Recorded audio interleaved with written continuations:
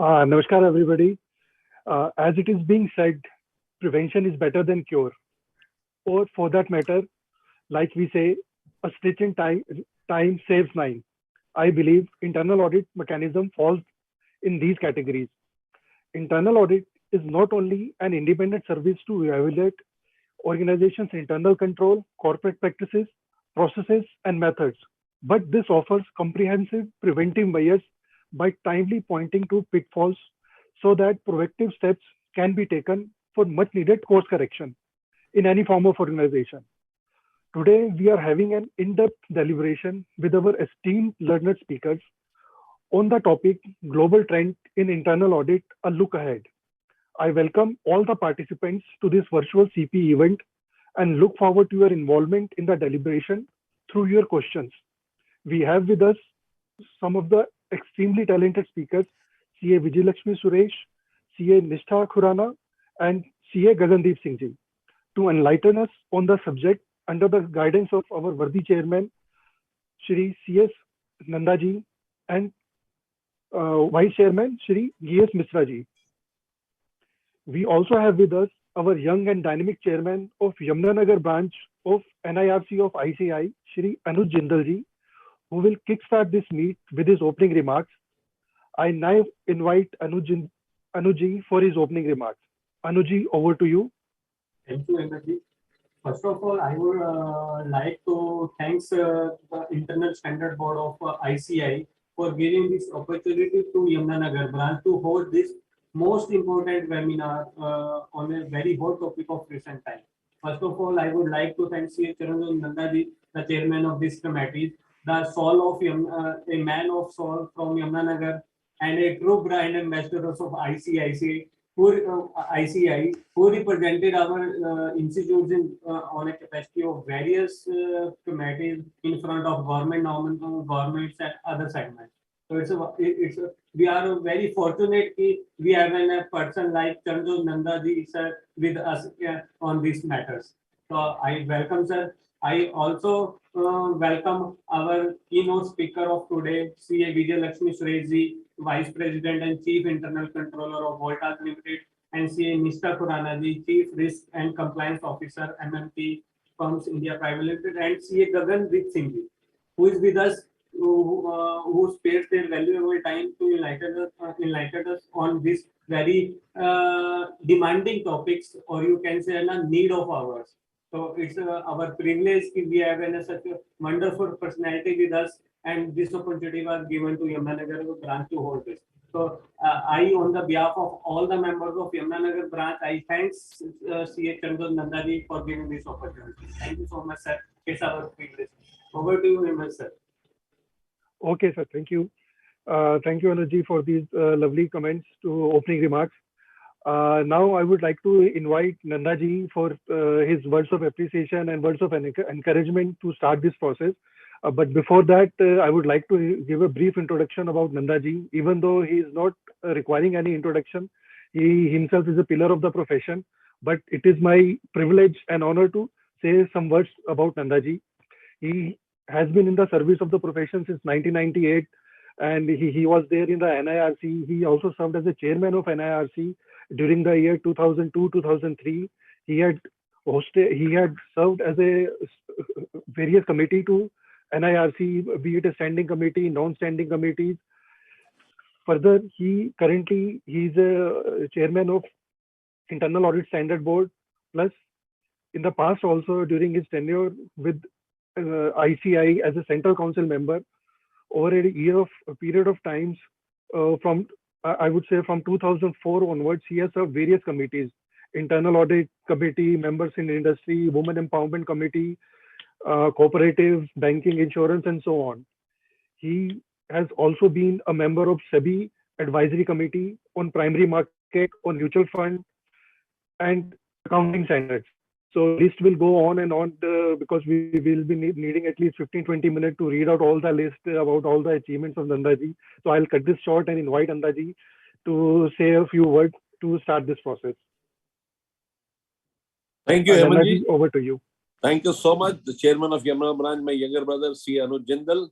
I see three of the very revered speakers here, Madam Vijayalakshmi Suresh, who would very emphatically take you through the topic internal audit in volatility, uncertainty, complexity, and ambiguity words. A very pertinent topic. The second speaker of the day is CA Nishita Khurana, and she would speak on the evolving role of internal audit. And the third speaker is again my younger brother, CA Gagandeep Singh from Chandigarh, who would speak on internal financial controls and report on internal controls over financial reporting. Ladies and gentlemen, I am truly honored to be here as the chairman of this board to take into account the greatest of the speakers who would add value to the initiatives of creating worth to normal chartered accountants who could ultimately go ahead and ensure that their clients are properly serviced. Give me a second, I'll just put in my PPT and I'll be back in a minute. Hold for a second. Arun, put me as a hold, I'm not able to share. Arun? Technology team?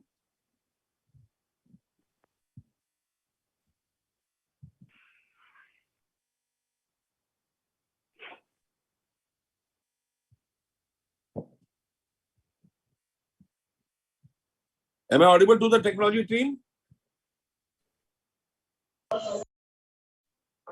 Arun?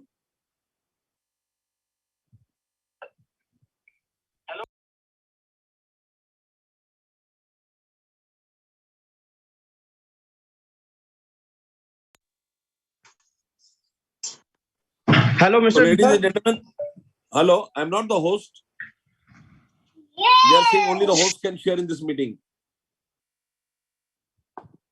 So, ladies and gentlemen, by the time my PPT is to be placed on the table, I would like to tell you something. I happen to be the chairman of Internal Audit Standard Board as well as the chairman of DAB, Digital Assurance and Accounting Board of ICA. I'll focus more on DAB because internal audit standards you have known over so many years. DAB specifically take care of forensic issues, all forensic issues, and your institute is the first in this world to come out. Just a second. I'll just put my screen and then finish what I'm saying. Hold for a second.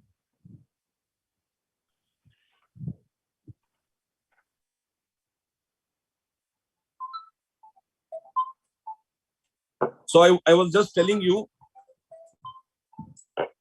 that your institute is the first in the world to bring out forensic standards. Yes, forensic accounting standards across the board. We are the first, and we are very keen to make it mandatory so that the world at large could have benefit from our studies. Your institute is an integral part of IFAC, International Federation of Accountants, which has over 400 constituent institutes. Your institute was the first to come out with guidance on remote audit way back on 30th March 2020. So let me come on to my presentation. Is my presentation visible, Hemanji? Yes, sir. Yes, sir. It's visible, sir. It's visible. Please go ahead. Okay. So today's program will deal with three very important topics. I told you just now. One is internal audit in volatility, uncertainty, complexity, and ambiguity word. The second is evolving role of internal audit. And third is internal financial controls and reports on internal control over financial reporting. When you speak of YUCA, which is a short word point for internal audit, and the such word. So what you need to expect. What you need to expect, you always need to expect the unexpected. The risk may be on different sides. The market dynamics may be all totally different, and therefore you need to work.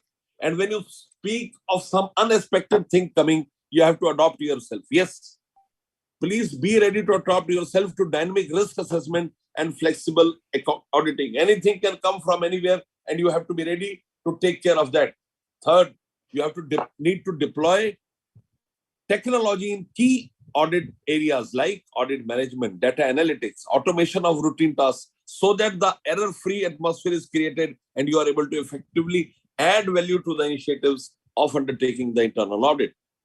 Next, when you deploy such technology, you need to encourage the team for diverse and challenging thinking and adapt new ideas and innovative ideas. And for that, you need to train your staff. Yes, you need to train the staff to be agile thinkers rather than doers. They have to have their own mind, which can always find out areas and work in tandem. And you always have to stay connected with the outside world. Now, coming on to the evolving role of internal audit. The role of internal audit now has evolved beyond the regulatory compliance responsibilities.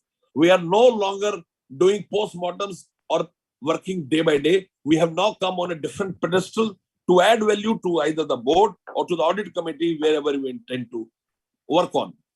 With the new expectations from stakeholders and business leaders, the finance function is getting a major lift to support organization value creation. Yes, the internal audit segment is getting strengthened day by day, and the internal auditing is expected to focus more on assessing future risks than telling company what they did wrong in the past. Let us forget what we did in the past. We have to now focus on having a great future ahead. Now, what you need to do, you have to shift from policing to partnership. We have to be partners with business, handhold them. You have to align to stakeholders' need. We can't have a stereotyped report on which we want to comment. You have to take the stakeholders' need and accordingly make your report, create your report, collaborate and expand the horizon. You have to expand the horizon to a larger level. Now, why is the role of internal audit changing? Very simply, we have three very important steps. Number one, innovation. Innovation is at its highest pedestal today. Automation has come in where certain work is done only by automation and the chances of human interference is zero, and hence chances of error is also zero. And third is globalization. Yes, world has now become a global village. There are new business models. There are highly automated, interconnected business processes which need to be monitored on a day-to-day basis, and all loopholes need to be plugged. Yes, the regulatory pressures are also increasing and new risks are coming which needs to be mitigated at all levels. Now, what is the relevance of internal audit as per Companies Act 2013?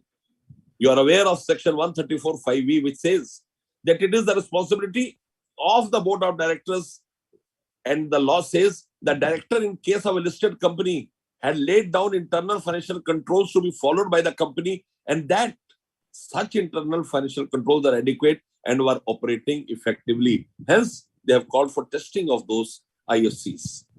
Second, Rule 858 of the Companies Accounts Rules 2014, which says that the board of directors report needs to include the details in respect of adequacy of internal financial controls with reference to the financial statements. Very, very important. And third, section 143(3)(1), which says that the statutory auditor is required to report on whether the company has adequate internal financial control system in place and the operating effectiveness of such controls. First, an adequate internal financial control system, and second, the operative effectiveness, whether those controls are effectively servicing. That is very, very important. Responsibilities of internal audit. Number one, to test the design, implementation, and operative effectiveness of internal controls. Yes, internal auditor needs to test and create how things are moving. He has to evaluate that things are in the right stream. He needs to have the risk-based scoping. Very, very important. And you're all aware that he has to express an independent opinion as laid down in SIA 110. And in case of statutory auditors who want to intend to rely on the internal audit with regard to IFCFR, documentation of the scoping and understanding, so that they are able to effectively come back and speak on the entire issue. So, ladies and gentlemen, what I want to bring home is that we have to effectively create value and create a system whereby we are able to effectively serve the entire board. I want to tell you very candidly that we as internal auditors have to create a system wherein we can effectively serve the clients and ensure that the board or audit committee, as the case may be, are greatly benefited by our words of wisdom and our working. So, ladies and gentlemen, I want to thank you. I can see Madam Vijay Lakshmi Suresh on the screen, who is the speaker of the next session. I hand my dais over to C. Hemant Gupta, who would invite Madam for her deliberations. I want to thank you all for giving me patient hearing. Thank you. Thank you so much. Thank you. Thank you so much, Nandaji, for setting the tone of this VCM and giving such a comprehensive keynote and welcome address to the our faculty members. So now I would like to move to our first faculty, CA Vijay Lakshmi Suresh ji. Our topic for today is internal audit in volatility, uncertainty, complexity, and ambiguity world. Before I hand over the proceeding to her, let me give a very brief introduction of her. She's a commerce graduate and associate member of our institute. She's a finance professional. She's having a in-depth understanding of the topic with 30 years of experience in Tata Groups, predominantly in Voltas and Tata Sky. She has worked with MNCs like Shell, Coca-Cola, Parker Hannifin, Diversier, and SCA Hygiene. Her domain of experience includes corporate finance, treasury, taxation, system risk management, and particularly in Volta's internal audit. She is a mentor, she is a coach, she has conducted numerous training for finance and non-finance personnel in basic of finance, corporate planning, code of ethics, etc. She is very passionate about internal audit, ethics, and corporate governance. So I would now hand over the reins of this VCM to her.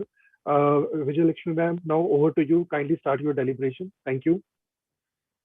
Thank you, Hemanji. Good evening, and first of all, I would like to acknowledge my thanks to Nandaji for elevating our profession to greater and greater heights year after year, pre-COVID, during COVID, and now post-COVID also. And with his tireless efforts of pushing our profession of internal auditing to greater heights, to Gupta ji for his effective coordination and moderation of today, and Jindal ji for organizing this program.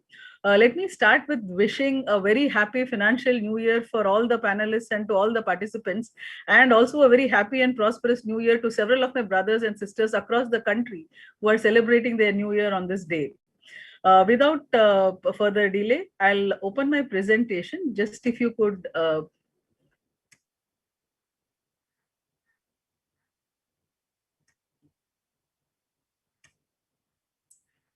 is my screen visible? Not yet, madam. You'll have to share the screen.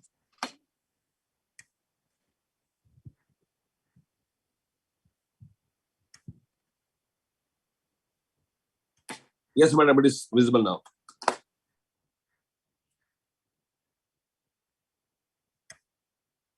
Yeah, thank you. So the topic of today is internal audit in the Wooka world. We may have seen a very famous quotation of Charles Darwin, where he says that it is not the strongest of the species that survives, nor the most intelligent, but the one most adaptable to change. This was said in 1809, almost 300 years ago. So it is not the strength of a species, it is not the intelligence, but the adaptability that helps a creature to survive various natural disasters and to thrive in this earth. So finally, we can say that either you adapt or the creatures will disappear from the face of this earth. Now, what has become to large corporations? We have learned that it has now become the rule that either you innovate or you will become irrelevant. Only 11% of the Fortune 500 companies from 1955 even exist today. The average time companies stay in the top 500 has fallen from 75 years to 15 years. 75% of the S&P 500 index will be replaced in the next 10 years, which means 3/4 of the major blue chip corporates that are there in the Standard & Poor index, they will vanish in the next 10 years. A famous study of The Economist says that 90% of the job of accountants and auditors will be taken over by robots in the next 20 years. So it's very, very clear that either one innovates or will become completely irrelevant in a very short span of time to come. What is today's reality? The world's largest taxi companies owns no taxis. The most valuable retailer has zero inventory. The largest movie house in the world owns no cinemas. And the largest accommodation provider in the globe has no piece of land or real estate. These are not new names to us. All of us have heard of Uber, Alibaba, Netflix, and Airbnb. So now, what are the key drivers for this change? Essentially, there are 4 factors. It would be technology, changing consumer preferences. So today, the consumer does not want to necessarily go to a theater, but would like to watch and enjoy a movie in the comfort of his or her home. Easy access to global market. So it's a Netflix that's spread across the world, and it's got very, very easy market through the digital platforms to reach across to crores of people across the world. You do not need a physical presence of a theater or a piece of real estate. And the role of private equity in promoting innovative business models. So the new companies, the high-tech digital platforms that we see today, the role of private equity in taking the risk and investing in these companies and promoting these companies has had a major role in all these companies becoming phenomenal successes in their industries. So very clearly, we live in a VUCA world. So what does VUCA stand for? The V stands for it's a volatile world, it's uncertain, complexity is very high, and it's also very, very ambiguous. This term has its origins in the US military, the strategic leadership. It was significantly shaped by the results of the Cold War. Thereafter, it served as a great point of orientation in terms of self-oriented approach to working, thinking, and making sense of the world in general. These elements present the context in which organizations view their current and future state. So this means that they present the context in which a company or an organization can see how it is faring today in the market and what will be its position in the future. VUCA is a practical code for awareness and readiness. It also deals with preparedness, anticipation, evaluation, and intervention. So let's first go across to see what is volatility. As we all know, volatile means something that changes very fast, and volatility refers to the rate of change. The nature, dynamic, and speed of change, forces, and change catalysts. Change is not predictable, causing consistent turbulence. So if we knew how the world would shape tomorrow, we can be adequately prepared for it. But we do not know what the change is going to be, and we do not know the momentum of the change or how fast it is going to happen, and what is the dimension of that change, whether it is going to be a small change or a very large change. So this consistently causes turbulence in our day-to-day lives. There are some businesses where you can see continued stability and predictability. For instance, the FMCG business. So whether there is COVID, whether you're working, whether you're at home, whether you're in a village or in a city, you would always need to use FMCG products, which means these could be consumer products that we consume in our day-to-day lives, maybe your household products like your soap, your shampoos, your laundry, your detergent. It could also be somewhat predictable with seasonal fluctuations, but year-round there is a sustainability. For instance, tourism or retail. So tourism, you will have certain months or certain seasons of the year where this tourism will flourish. Certain times of the year when retail will do great business, maybe during New Year, during festive season, but it will have a steady state during other parts of the year. But some of the sectors are very highly disruptive. For example, this could be the ICE, the information, communications, and entertainment, and also tech companies, where one new entrant, one new company can completely disrupt the marketplace. So volatility also means that you have unexpected events that go on for unknown durations. So from what the world was, where you can see which was easily understood maybe 50, 60 years ago, today it has become completely unpredictable. We can see a few examples of these. So if you just see a newspaper, I just opened the paper and what I saw, one headline says delivery company delays IPO amid market correction and volatility. Because of volatile market condition, the company did not plan ahead with the IPO. All of us are aware that the LIC IPO that was supposed to happen the last fiscal didn't happen. What was the reason? Primarily because of market volatility. Similarly, you see the Sensex falling down or the PSU shining, or even commodities like gold. They go through very, very volatile movements in the marketplace. If you see, for instance, some of the precious commodities like copper. So what was in May 21, copper at 5 or 6,000 levels went almost to 10,000. It doubled in 6 months' time, and now it has come back to again 9,900 levels. So these are things that are completely unpredictable. But is it something that we cannot do anything about? Of course not. There are mitigation measures. One of the things that a company can do is diversification. So when there is a lot of volatility, you can diversify your vendor base, you can diversify your customer base, and you can also diversify your asset class or the assets in which you invest. So when you diversify, despite volatility. You will have volatility in some pockets of your business, but you will have stability in the others. And overall, it will be a manageable situation. The other mitigation tool that all of us use in our daily lives is hedging the open positions. So where you have an exposure either to a currency fluctuation or to a commodity price fluctuation, what you could do is to hedge or take cover for part of your exposure or the whole of your exposure. You pay a small premium, but then thereafter you're secure, irrespective of whether the market moves up or the market moves down, your position is fully secured. Most importantly, what we should take care is that decisions are taken not based on assumptions, not based on emotions, but completely backed by data. And when people take decisions, senior managers take decisions in their companies, you should take them keeping your emotions in check. You should only take decision based on data points and keeping in mind that each decision carries an implied risk and a reward. So you need to work out and calculate what is the risk reward ratio, and should I take this position or should I not take this position.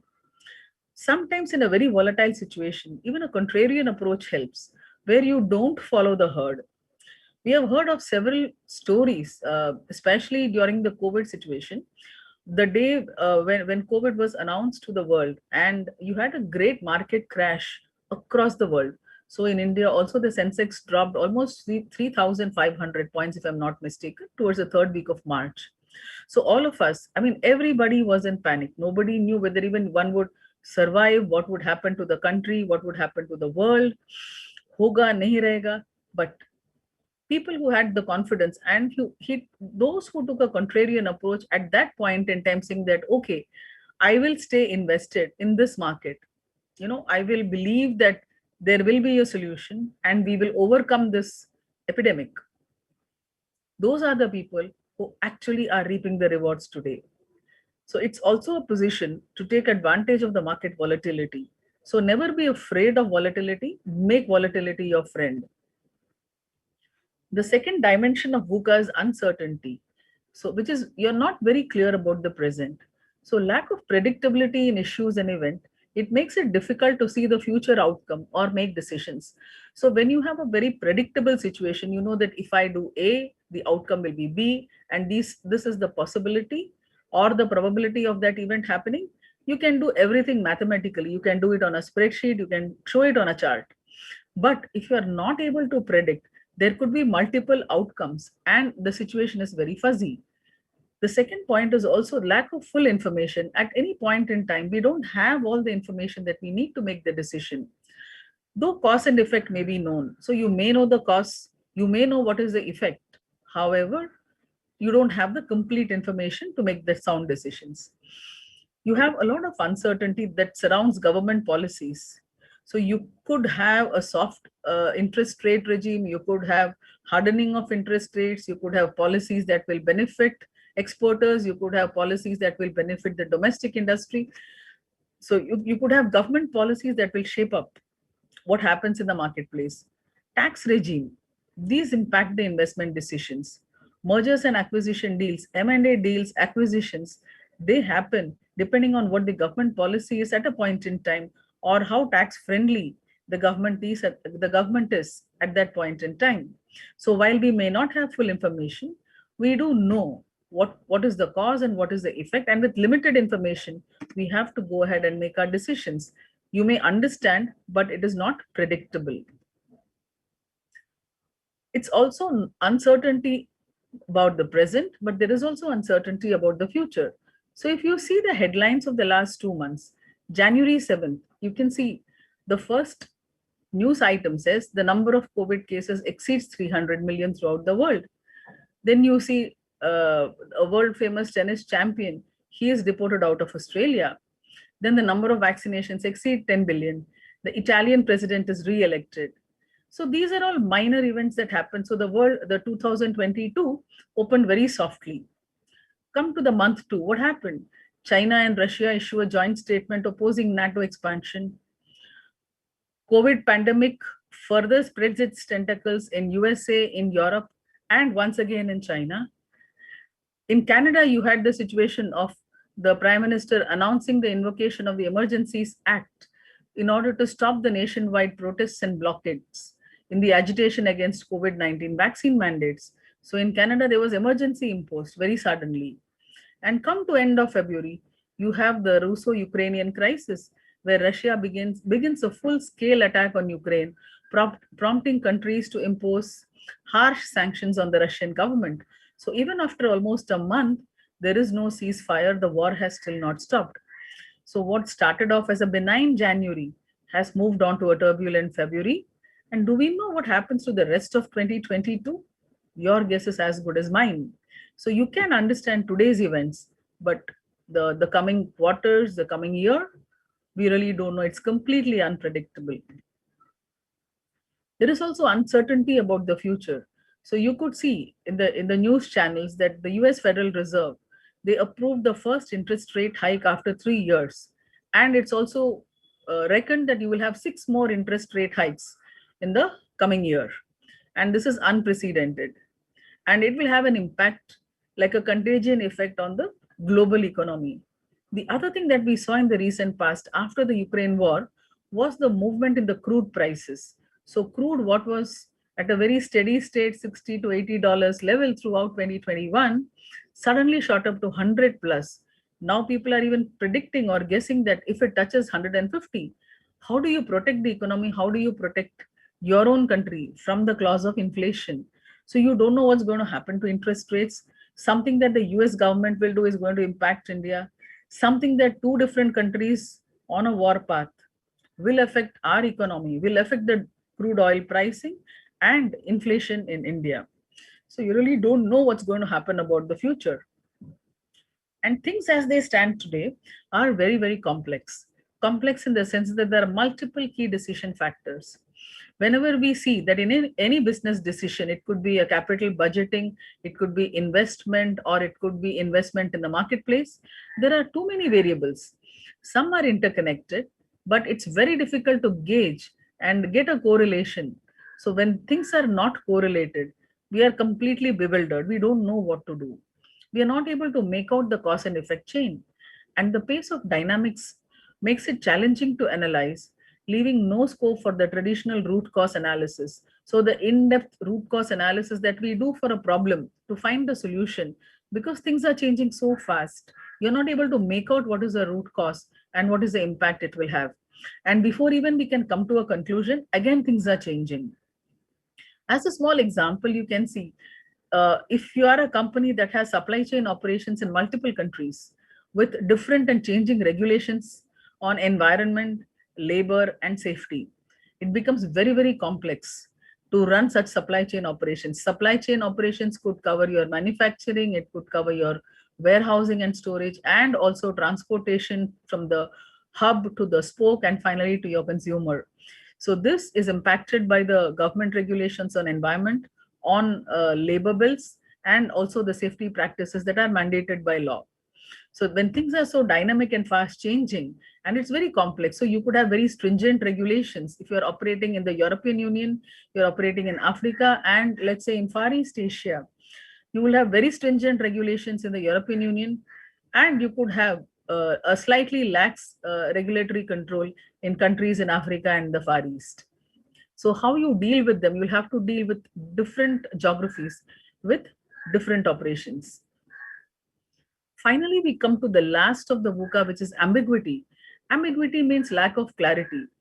So there is a lack of clarity on the causes behind what is happening. So this leads to an abundance of unknown unknowns. So you have the known knowns, which is a very, very certain factor. You have the unknown knowns, and you have the unknown unknowns. So these are black swan events. For instance, COVID-19 pandemic was a black swan event which caused panic across the world.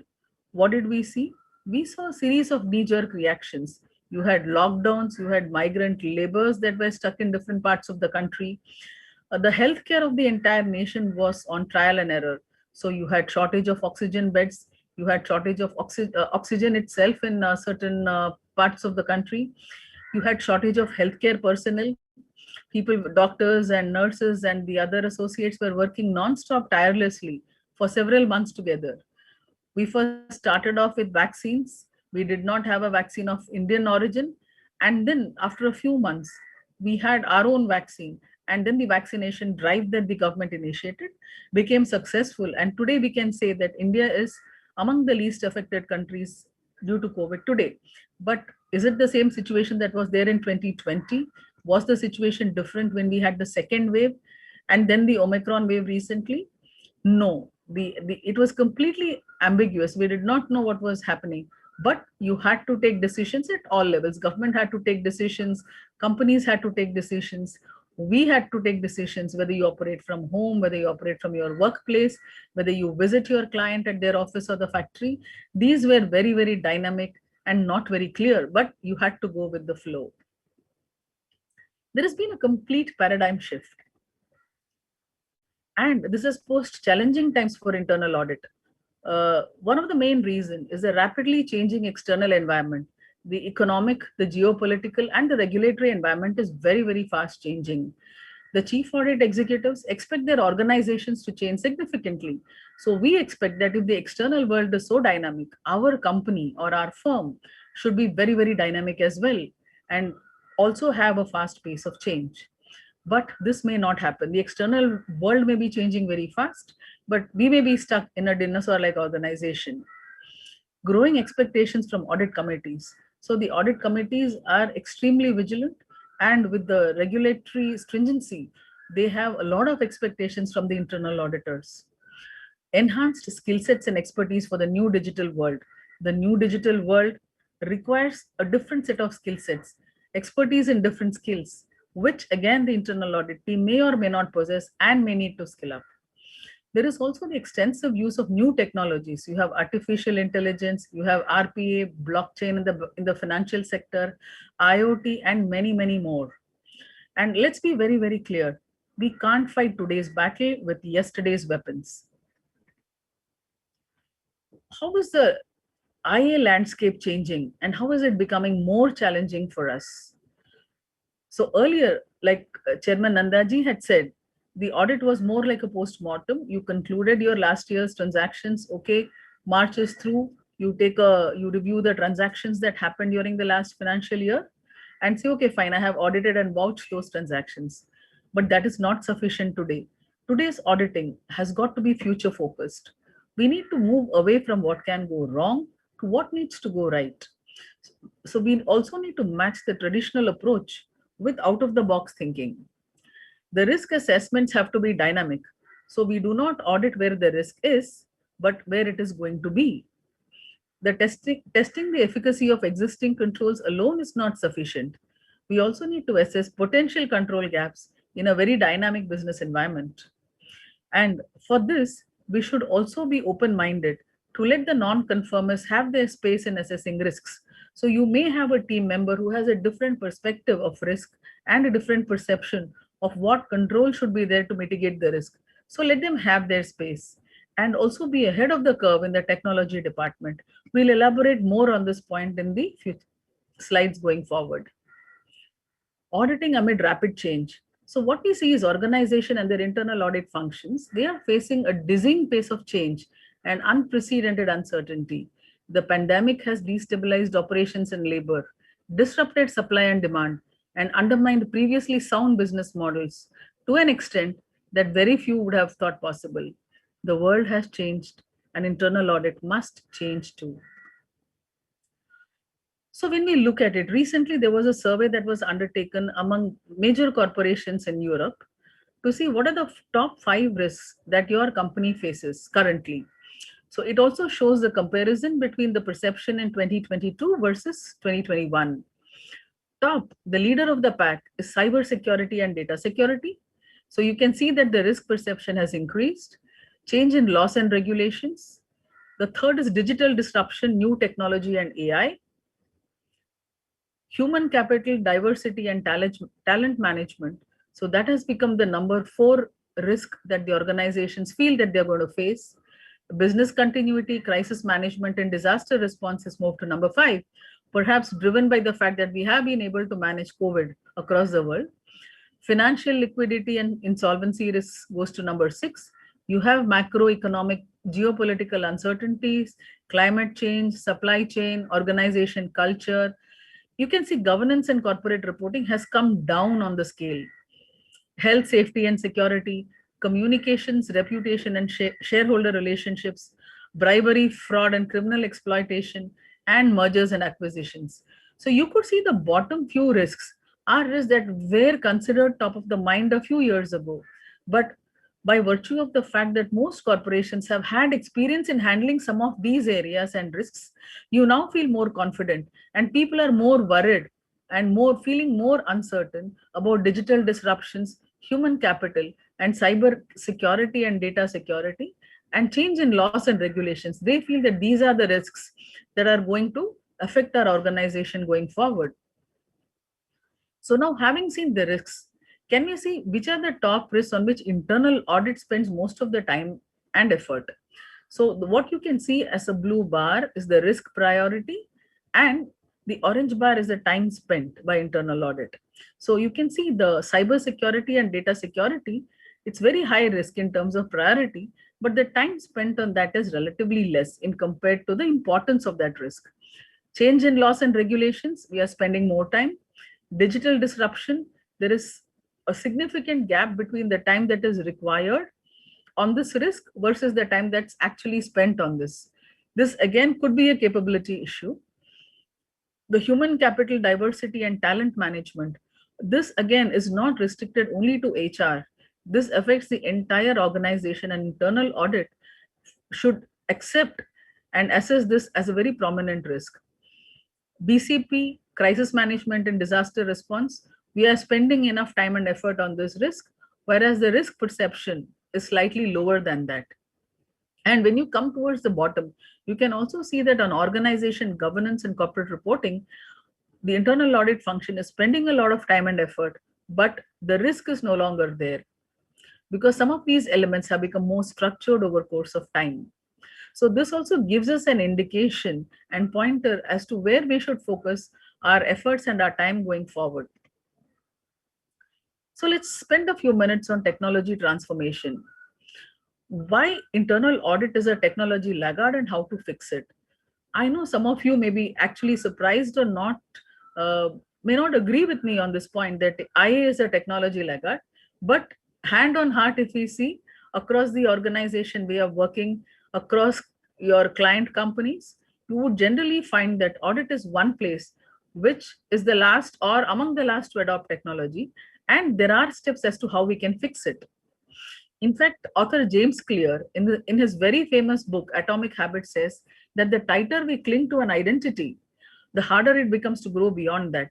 So internal audit has typically lagged behind on embracing new technologies, including advanced analytics, automation, machine learning, artificial intelligence, as well as process mining. Some of the reasons that we hear, when we talk to people is that, oh, I don't have any budget, there is no time, we don't have the right people, we face a strong talent and skill gap, there is no leadership in the function, or we don't get top management support. And lastly, which people don't acknowledge, it could also be our own inertia and complacency. And how do we fix some of these issues? Automated work papers and audit management. So this we can use digital platforms. There are plenty of softwares available for audit management, which can also help us in automating our work papers. And also open issue tracking can be digitalized and not be relied upon through Excel spreadsheets. There are several tools available for advanced data analytics. There are BI tools available in ERP, and there are also GRC tools embedded with ERPs like SAP, which internal auditors can very robustly use for their audit and control testing. We have seen robotic process automation. RPA can be used extensively to automate certain manual tasks. For example, tasks such as copy and pasting data between applications, doing certain manual reconciliations, cross-referencing of data, etc. In our company, for example, when we execute projects, we use RPA in our attached to our SAP system to do budgetary controls and budget transfer. So when you know that you have to transfer a budget from, let's say, an electrical package to a mechanical or a plumbing package in a project. Earlier, one had to manually go into SAP, perform certain tasks. Now, these are designed on Google Forms, and by click of a button, the request is made, the approval is done, and the entries get posted in SAP through a robotic process automation. There are several examples that we can have practically, but you need to spend time and energy to develop these RPA processes so that it saves a lot of manual effort and the human being can be used to think rather than to act mindlessly. Artificial intelligence, in fact, it has the potential to transform the entire internal audit function in ways that we can only dream about. There are many organizations in the world that use robots and drones, especially in their supply chain and warehousing operations. Now, moving on to IT, cybersecurity and fraud risk. So, cyber risk is an enterprise-wide risk. It's not an IT risk. In fact, the World Economic Forum ranks cyber risk among the top 10 risks, which is likely to cause a global crisis. And we have seen in experience, and we have also read about in surveys, that cyber attacks have actually multiplied over the last 2 years post-COVID. And it becomes very, very important to protect the crown jewels of your enterprise. And what is IA's role in cybersecurity? We need to up our game on cybersecurity. Assessment of cyber risk and security is not taken up by internal audit for various reasons, like we may not have the knowledge, we don't have the tools for it, and generally we prefer to outsource it, or it is jointly done by the internal auditor with help of an external software expert. But what we can definitely do is enhance awareness, keep abreast of the latest developments in cyber threats and protection measures, and internal auditors can certainly get certified in cybersecurity and learn certain market tools that are available and what would be the most suitable to deploy in your organizations and catch up with the latest. So from an internal audit perspective, what can we do? Practically, we can do are some of these things. Does the organization have a cybersecurity strategy or a policy? Where does it stand in terms of maturity assessment? Second, is there a staff awareness and training program in place to prevent successful attacks? Are these regularly updated? Is there a cybersecurity response and recovery plan in place? Has it been tested in the recent financial years? Does the organization make data backups, which it can use in the event of an attack? And how do you know that the backups are secure and the backups can be actually restored? What is the organization's ransomware policy? Does it pay up or does it not? Are people aware of it? Do we have an insurance policy that appropriately cover IT security risks? What is the structure of incident reporting? Is it fast enough to meet the coverage requirement of insurers for successful claims? Is the organization confident that it will not suffer an attack via its vendors or clients? Why is it confident? For example, are the third parties ISO certified? Does any penetration testing include all the areas of business, including potentially overlooked subsidiaries in remote geographies? So this is just a small portion. This is just an illustrative checklist, what an internal auditor can use to see if the organization is up in the curve as far as IT security is concerned, or what are the steps that the organization should take to become stronger, to strengthen its IT security measures. Now, moving on to internal audit and fraud risks. Today, we see an elevated vulnerability to fraud risks. IA can play a very, very important role. First, we should assess the adequacy of the organization's fraud risk management process and do not look at fraud risk as a separate area, or this is something for the external experts, or we will do a fraud risk assessment, or we will take action only when a fraud takes place. In fact, it is duty of the internal auditor to include fraud risk in the audit scope of every audit area that we cover. And we should also enhance awareness and increase the use of data analytics to catch out. There are several analytic tools that are available. You have several programs that you can write in these tools to look and identify the outliers and reconfirm that there has been no fraud. And empowering and investing in internal audit team improves the effectiveness of fraud risk management measures. In fact, this is it's important for internal auditors to actually convince management that you should empower the internal audit team, invest in their skill building. We should enhance our skills in fraud risk management so that the fraud does not happen and the organization saves by way of preventive measures rather than paying after the event has happened. That's a huge cost to pay. And finally, what determines how agile we are in terms of either addressing frauds or being up on the IT security measures or making sure that we have our business continuity risk adequately covered. Finally, it all boils down to two factors. One is the organization's culture, and second, it's human capital. So you have something of a dichotomy between an organization's culture versus the risk culture. Culture is the most overlooked element in audits. So we really don't have, it's considered as a soft element and not really amenable to hard audits. So the organization's culture is generally here and now, whereas a risk culture actually tells you how to deal with multiple tomorrows. And if you have an imbalance between the organization's culture and the risk, the two can have a significant negative impact. So what are some of the culture red flags? So this, we need to take a hard look at the soft stuff. So where you have significant deviations from the espoused values. So if you look at the website of any company, you will see a very glorious and laudatory mission statement. You will have a vision statement. But if you talk to the people, they will say, oh, no, but this is only for the website. This is only on the posters on the walls. We don't practice this. So if there are significant deviations, that's a red flag. Silo-based functioning. So if you come across a client where you have different parts of the organization, it could be different geographies or different business units, or even different functions like finance, purchase, marketing, HR, sales, they function in silos and they don't talk to each other. Where you have a layered management reporting, which means that the critical information will take a very long time to reach the top. A short-term myopic approach.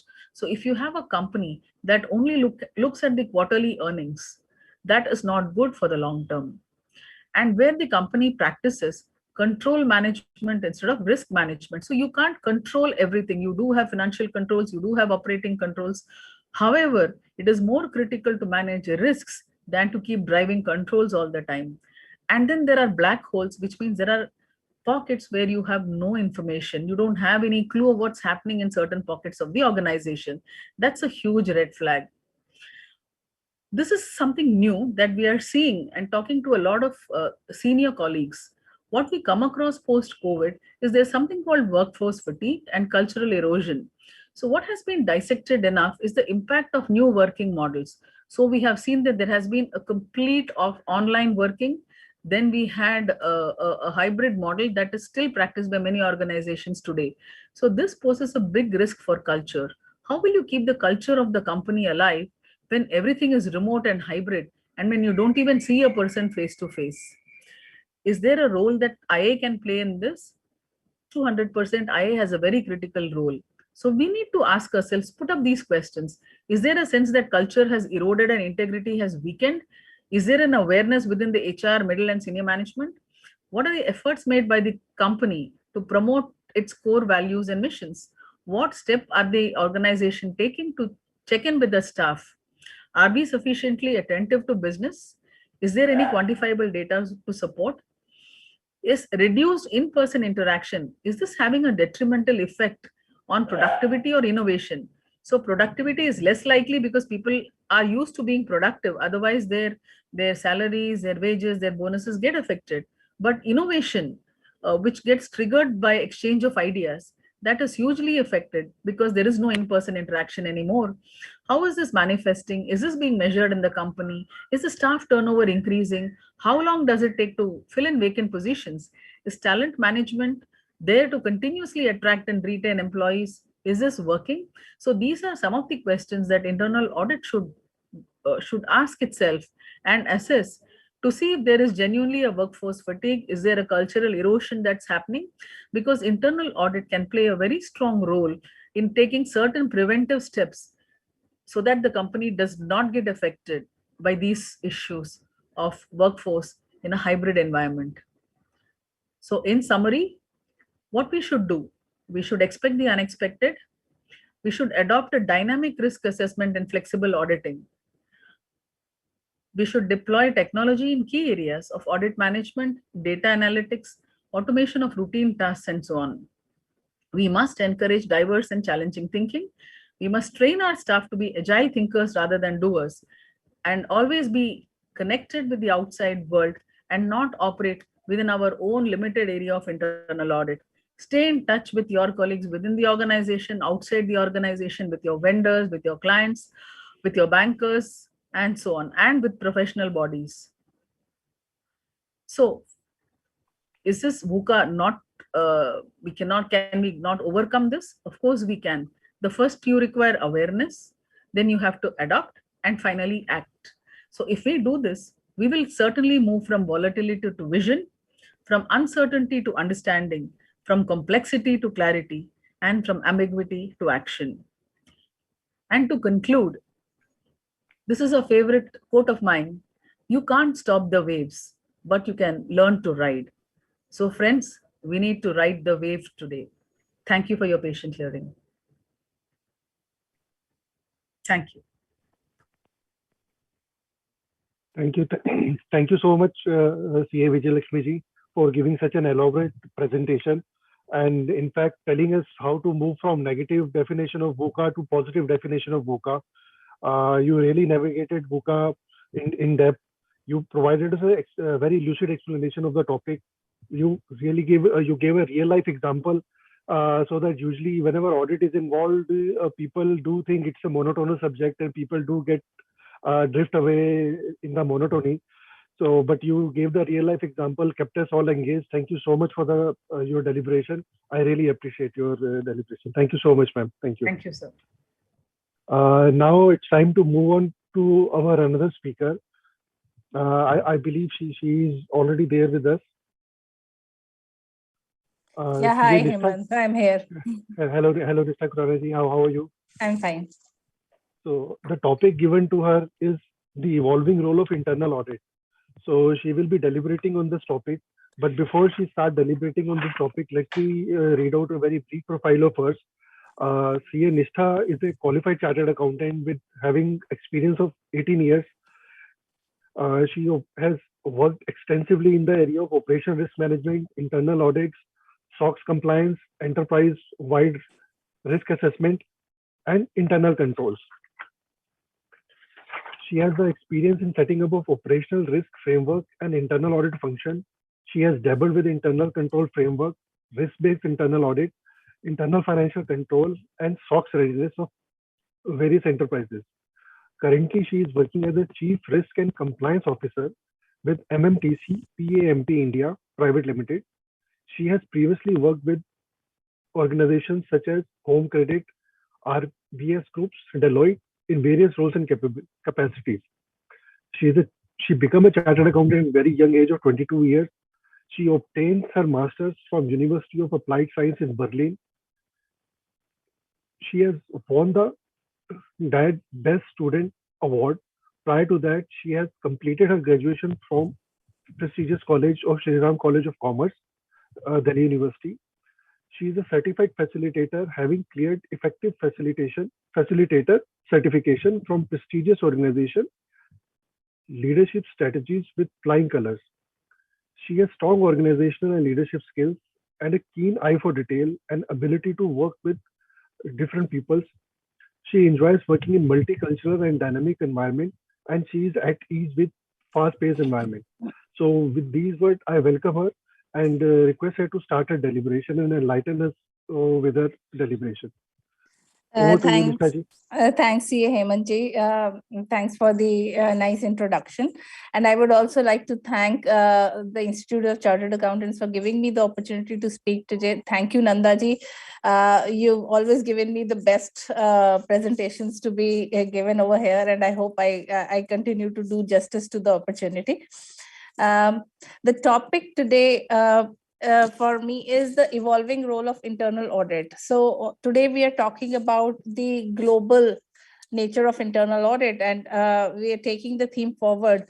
So I thought this makes sense to discuss about how internal audit has evolved over the years, because internal audit globally has been changing, and it has come up as a very respected profession over time. And the role of internal audit has grown multiple times over the period. When I was doing my articleship roughly about 25 years ago or 20 years ago, people used to say internal auditors just do, vouching and journal checking and all. So we take up historical data, we check whether things were posted correctly. If not, they were sensitized on how to do things correctly. The focus was largely on checking the controls, but the controls that were supposed to mitigate the risks were never talked about. Over the years, the corporates and the government spheres and even the governance structures understood the importance of focusing first on risk and then on controls. And that's when the role of internal audit started evolving, rather than from just being a checking function to a much wider scope that is covered under the sphere of internal audit. And like I said, internal audit is not a new concept, but it has evolved over time. And now we are talking about governance, we talk about risk management, we talk about compliance, resource conservation, even data analytics, all under the umbrella of internal audit. And this has brought about change in stakeholder expectations. This has brought about more and more additions to the role of the chief audit executives in the company. This has brought about giving them more importance by the audit committee. Their relationship with the managements of the corporates have changed. The dynamics have changed. They are often reached out when they need advice, when they need some consulting services to be done, which fall within the frame of internal audit. So, like I said, the shift has largely been from traditional audit, which was more about focus on controls, to now the focus on risk. And it is normally referred to as risk-based internal audit. A lot of people have written about it. Most of my colleagues and all, they know what risk-based internal auditing is. Every chief audit executive nowadays focuses on the risk-based internal audit. They focus on enterprise-wide risk management as a methodology to be used for audit planning as well as audit execution. And there are a lot of people in the fraternity today who have nothing to do with the traditional approach, because risk-based internal audit has completely taken over the internal audit sphere. It allows the auditors to consider all the things, all the risks that may prevent an organization from meeting its objectives. It helps them identify risks even before they mitigate. It helps them fix the gaps that may bring about the risks to eventually occur and take place in the organization and prevent the organization from meeting its objectives. This eventually is referred to as adding value to the function of internal audit, because they actually have moved from being a policeman to a business partner. Now, how did that switch came about? That happened when the world embraced risk-based internal audit and enterprise-wide risk management. If I talk about the views of the world, the corporate world largely, on the internal audit, why this shift happened and why suddenly the expectation came about from internal auditors to add more value to what they were already doing. People over time understood, the directors, the audit committees, they understood that internal auditors understand what risk is, so what risk management is. And and understanding risk management concepts and managing risks through the controls, through closing the gaps in processes, in controls, actually adds value to the function.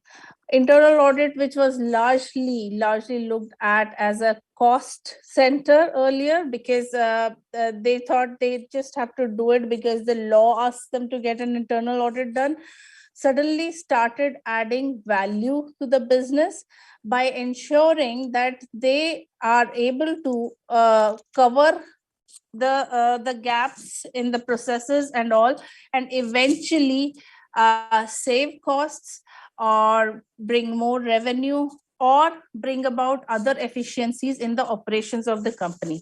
So there were many surveys that were conducted, and audit committees were asked about what their expectations from chief audit executives is, and they all pointed towards value addition, value preservation, and bringing about a change and process improvement that helps the company prosper, basically in identifying pain areas before they start troubling the organization. That's how the change came about.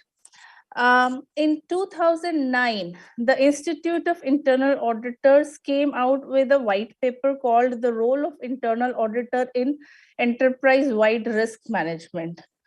The paper was many pages long, but it can be summarized through this one graphic that was included in that paper.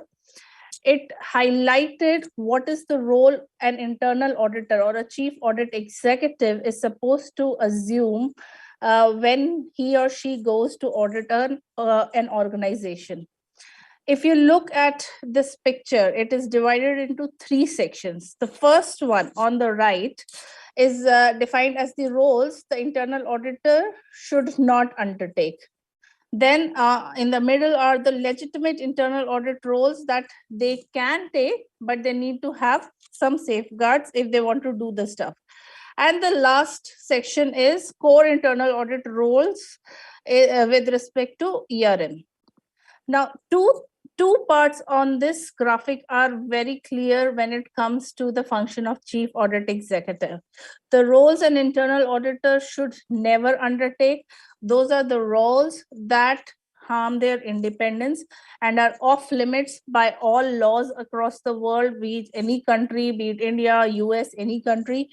And they are definitely the activities that take away the auditor's independence. For example, they are not supposed to be defining a risk appetite for the company. That is the task of the management, and they should do it themselves.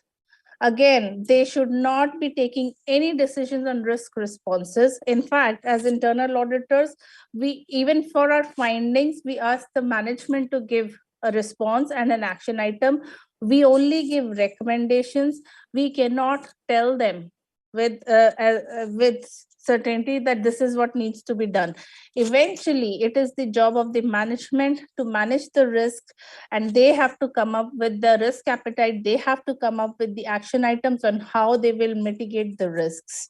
And these are the tasks that are out of bounds for the chief audit executive, and these are definitely resting in the kitty of the management that they should take care of themselves. Then on the left, there are the core internal audit roles with respect to ERM. Sorry, excuse me. These are the tasks that are done only by a chief audit executive, and management cannot interfere in these, and they don't even need to request a chief audit executive to take up these tasks, because these are definitely in their kitty and they have to do it. This is part of their normal role as a chief audit executive. Just give me a minute. I'll just take a sip of water.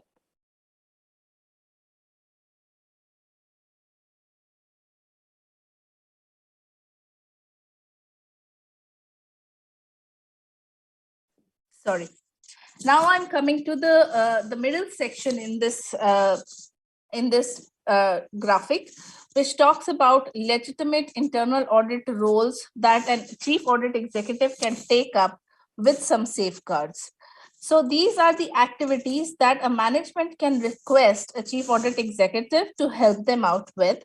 And as long as they are making it clear that their role is only as an advisory capacity, they can take up these activities and they can help management in better risk management. Now, what are these activities? They are activities that can help management in learning how to manage risks better. For example, they can train the management on what ERM framework is all about. They can help develop the ERM framework in the sense that they can evaluate whether they're on the right track. They can help consolidate reportings on risk. They can help them develop a strategy for risk management. They can facilitate an identification and evaluation of risks, and they can coach the management in responding to these risks. Now, when I keep saying that they can train, they can facilitate, they can coach, it basically means that eventually the responsibility of ERM, of reporting to risk, rests with the management. They are only acting as a guide and a facilitator and a consultant or an advisor in this case. And it is very important when a chief audit executive takes up these roles, that they make this point clear to the management that them taking over these coaching opportunities and consulting opportunities does not eventually relieve the management of their responsibility to manage a enterprise-wide risk management framework on their own. Again, the world view, I come back to the world view. Why suddenly the Institute of Internal Auditors felt that it was important for the chief audit executives to delve on the risk management role? Now, chief audit executives are considered to be experts in their field of managing risks. When they're checking the controls, when they're reporting on whether the controls are functioning properly or not, they're eventually commenting on how well the risks are managed. So why not use their knowledge? Why not benefit or use the synergies that bring about with this function in identifying whether all risks have been managed by the company or not? So this is where the Institute of Internal Auditors felt that they can actually add value to the profession of the internal audit by turning them from a policeman to a business partner. So this portion that I just explained brought about a revolutionary change in the role of internal auditor in the corporate sphere. Most of the organizations have started now relying on the chief audit executives for all of these things. Chief audit executives are always commenting on how a risk management function is functioning in an organization. They're commenting on how the reporting of risks is taking place. Even if you look at examples like SOX or internal financial controls in case of India, they look at how the IFC controls are, the framework is established, how they are monitored and managed. And more importantly, they look at entity level controls where they look at all of these things, how the organization is setting up a risk appetite. Is there an adequate risk management function in place? If not, what is the organization lacking in terms of having been able to develop this framework that manages risk and provides assurance on risk management? They can also help in guiding that what kind of risk management strategy is the most suitable for the organization, and that can be presented for board approval. Apart from giving their usual assurances like whether the risks are managed properly or not, or whether all controls are functioning properly or not. So this was the start of the era where the role of internal auditor actually started expanding. And over the years, over the last 2 decades, the role of the internal audit has progressed leaps and bounds. If we look at today's world, the chief audit executive is doing much, much more than just performing 8 to 10 audits in a year, or just commenting on process reviews. Even the nature of internal audits has moved from process reviews to theme-based internal audits, and they are not hindered by organizational hierarchies or process definitions or SOPs.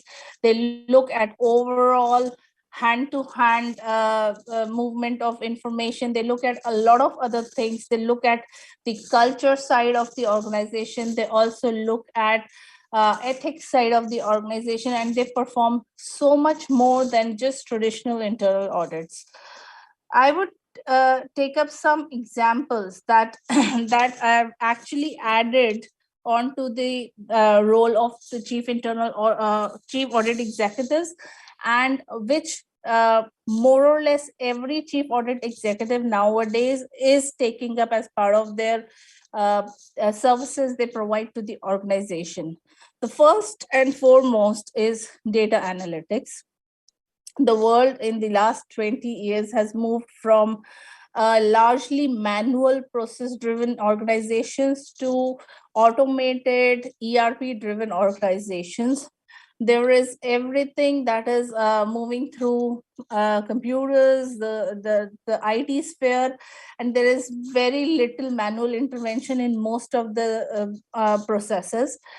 Not just that, it has added on to a humongous data in terms of audit logs, in terms of big data, in terms of even user access right reviews, who is allowed to do what, and all of these have suddenly become much, much more important than simple processor and approver of transaction kind of checking. So the chief audit executives are nowadays using computer-assisted audit techniques a lot, and they are leveraging the power of data analytics, and they're leveraging the power of a lot of other tools that help them analyze more data. They help them analyze specialized data like audit logs. They help them analyze the jobs that are running, the scheduled jobs, the backups, the daily pile up of all the financial transactions that are moving within systems through integrated APIs and stuff like that. The chief audit executives nowadays, especially when the internal audit function is in-house, are taking up much more than internal audits. They are doing continuous monitoring. They're devising their own scheduled jobs to identify controls that can be easily monitored through automated tools. If I take up an example, my previous company was into consumer durable loans. And they had, I'm taking a very simple example. Anybody who has taken a loan, be it personal loan or home loan, know that there are a few documents that are mandatory to apply for a loan. And in personal loan sphere, the two mandatory documents that the company used to take was Aadhaar card and PAN card.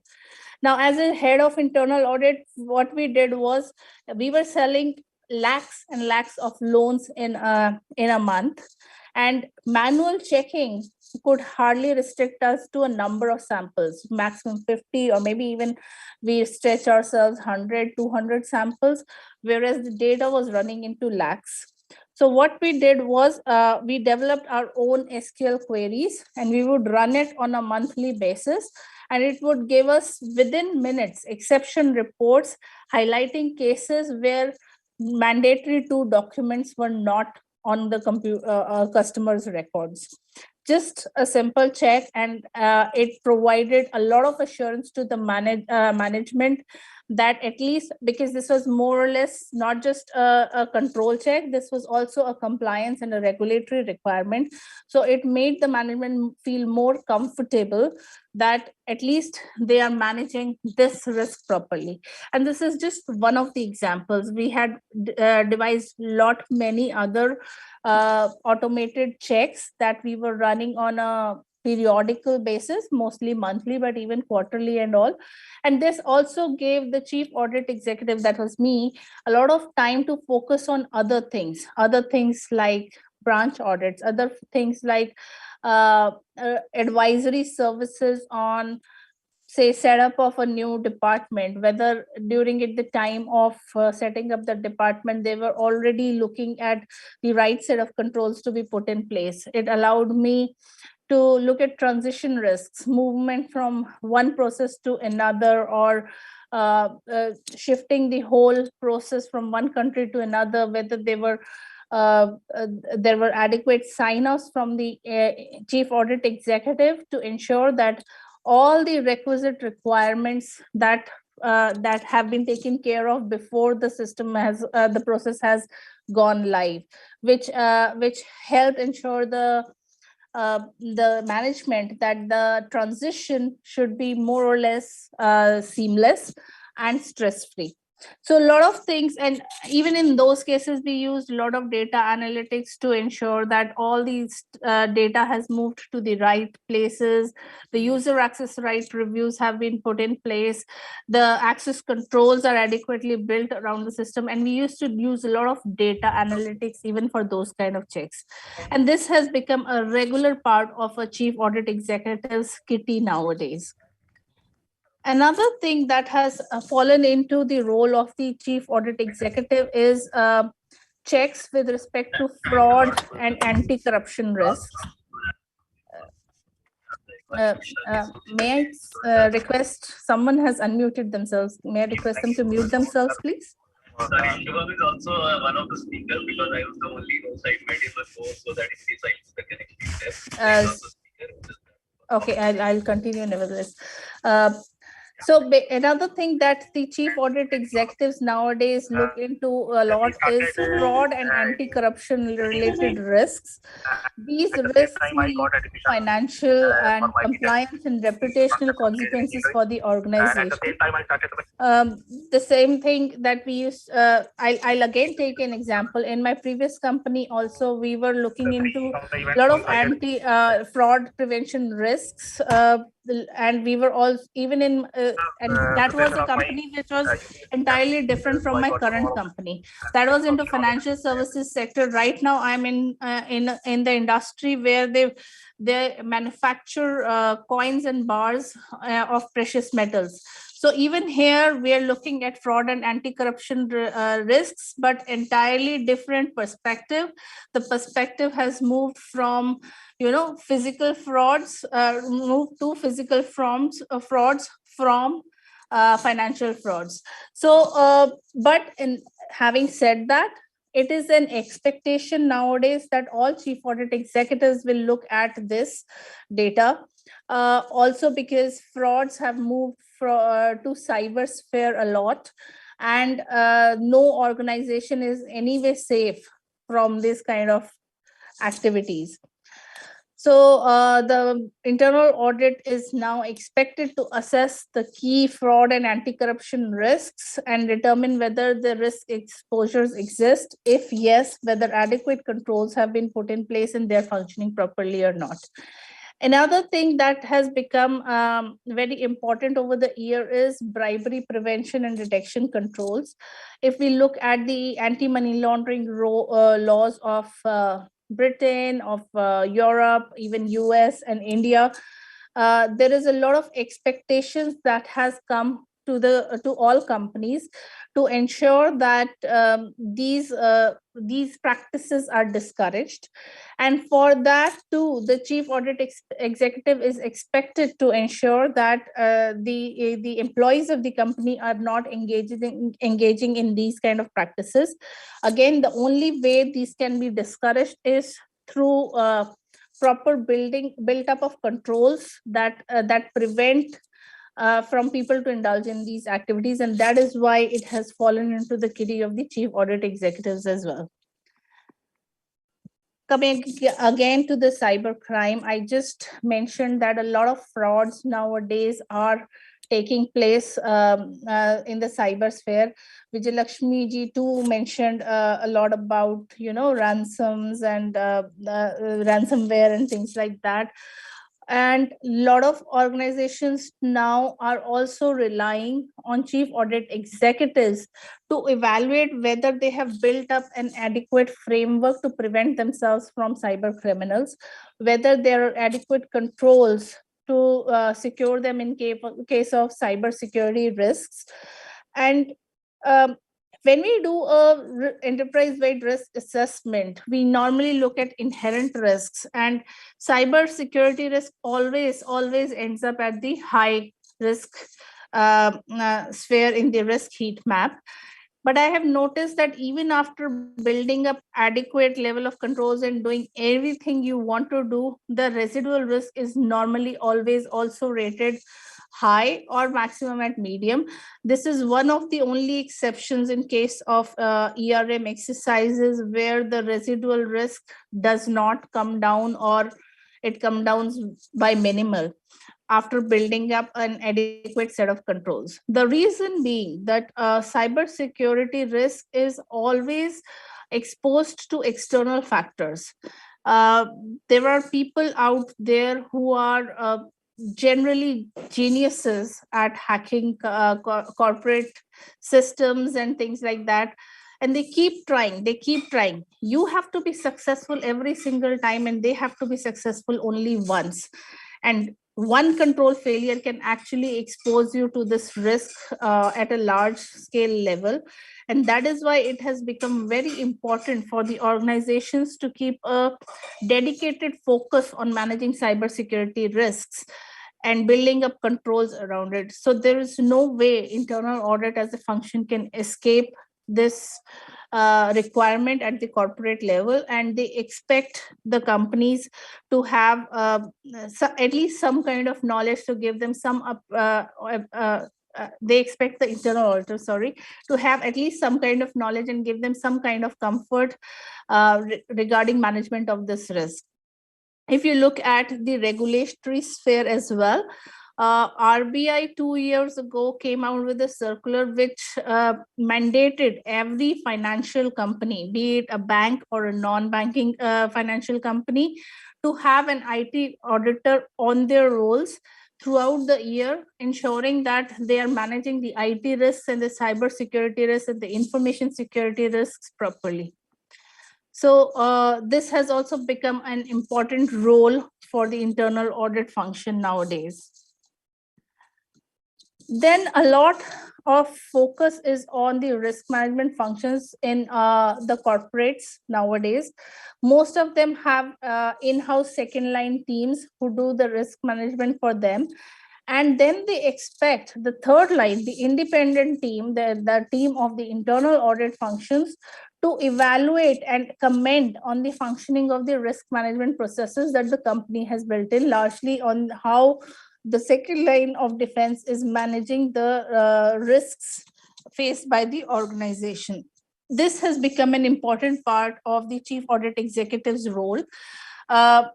Largely, they have to comment on things like whether the internal financial controls have been monitored properly and they have been functioning properly or not. They also have to comment on generally the operational risk management function. They comment on whether the risk management is ensuring that all SOPs, processes, and all are followed properly. When you look at the agenda items of the audit committees nowadays, this is one of the most prominent questions that the audit committees ask the chief audit executives, whether the company's risk management processes are adequate, what are the scopes of improvement and how they can be improved. So this is the expectation of the audit committee from the chief audit executives to evaluate and suggest how they can be improved or whether they are functioning properly or not. So, and when I say risk management function, auditing a company's risk management function actually encompasses a lot of things, and assessment of the quality and effectiveness both of the risk management functions, and including the overall approach to risk issues, risk identification, risk reporting, whether the risk owners are aware of their jobs, whether they're using adequate risk management tools and methodologies. So it is an overall assessment of the second line of defense that the audit committee expects the chief audit executives to comment on. Moving on to the next item that is nowadays also part of the role of internal audit. The internal audit function is also nowadays expected to comment on the ethical and regulatory compliance. There is a lot of focus on environment, health, safety, and things like that. We are heading into 2030, where we have to meet the SDG goals. And most companies nowadays have finally woken up to the requirements that have been defined as part of Sustainable Development Goals. And these are the goals that are not just focused on environment, they're focused on people, they're focused on gender equality, they're focused on climate change. And these have become a very important part also of the regulatory spheres of all countries. So monitoring ethics and governance has become a very important discussion point in the C-suite circles.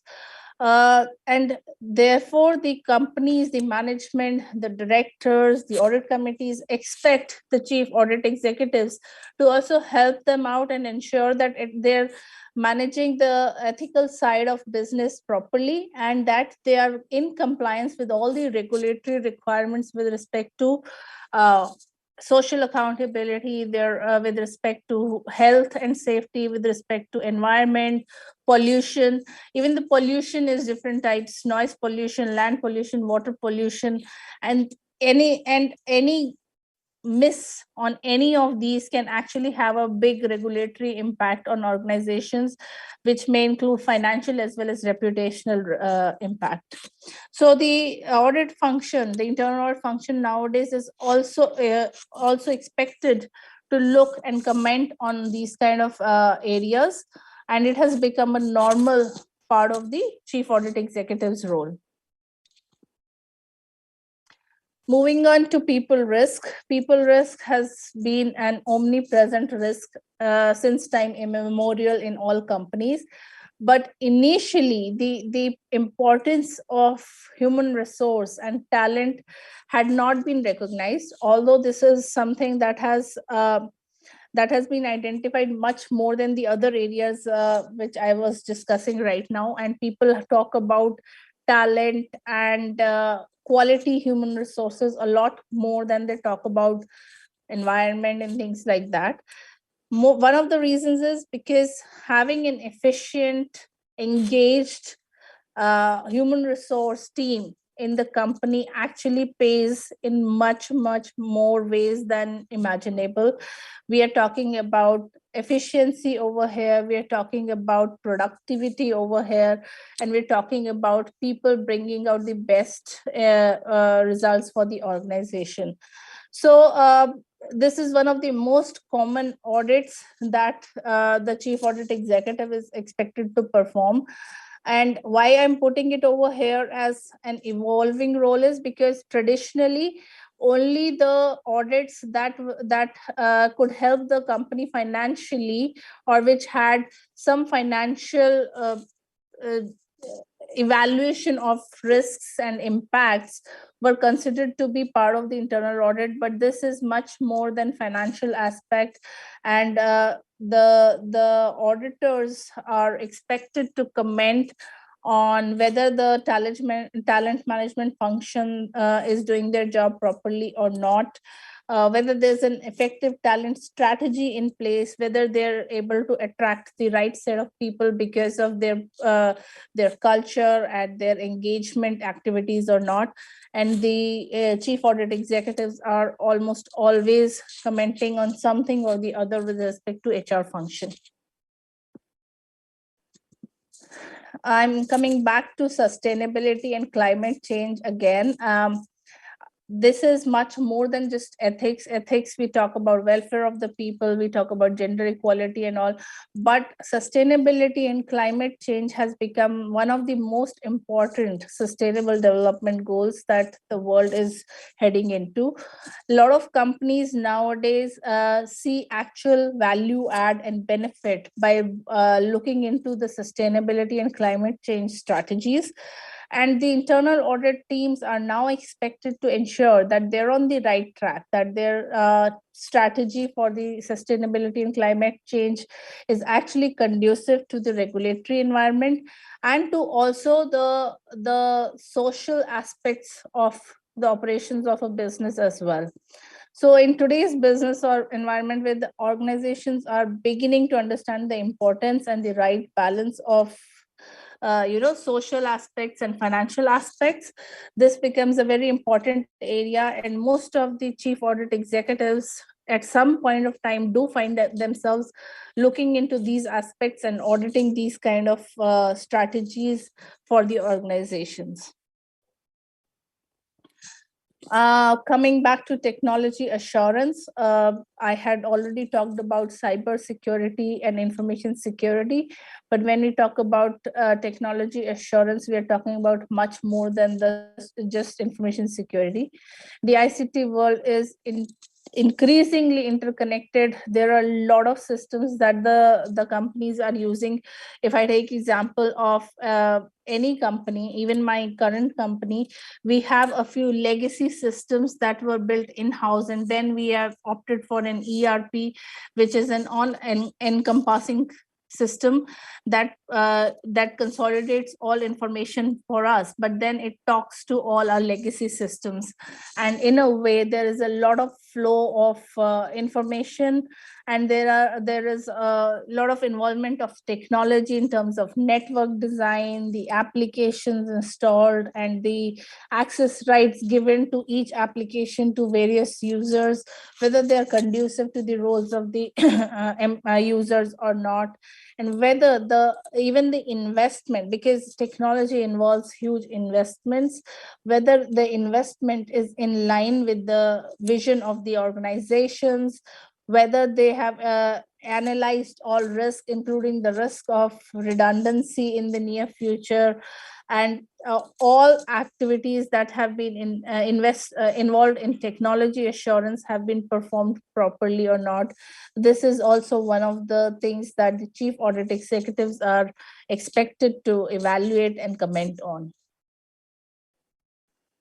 Another big example that nowadays chief audit executives focus on is business continuity and disaster recovery programs. Initially, only the big corporates were focusing on business continuity management and planning, but the COVID scenario changed everything. Every small business, every big business, they were impacted by a global pandemic. You had to move people to work from home. You had to ensure that they had adequate resources, technology, the processes in place for them to work from home. Those that didn't have proper business continuity management plans in place and programs in the company, they suffered initially big time, and eventually everyone learned the importance of having a disaster recovery plan in place and a business continuity management program in place.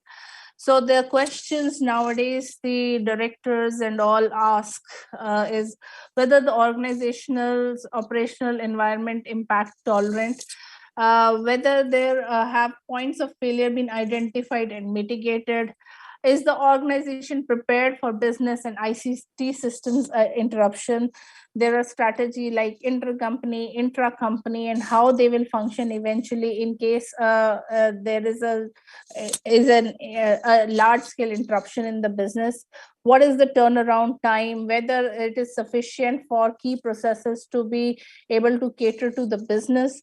Is the organization's contingency plan documented and approved? Is every employee aware what they need to do in case of a scenario where a sudden interruption in business occurs? Has the plan been reviewed by employees? Are the suppliers and relevant stakeholders aware whom to reach out to in such scenarios? Is the current plan that looks on paper actually functioning, and has it been tested? And whether it ensures that or at least the critical business functions are restored within a quick time frame so that the business suffers least losses. Who else best to turn to have and give their expert opinion on whether these questions have been answered than the chief audit executives? So almost every chief audit executive nowadays is looking at the business continuity and disaster recovery programs and how they are functioning in a company, whether they are adequate to the size of the company, and whether they will actually help them in case of an business interruption or an adverse scenario.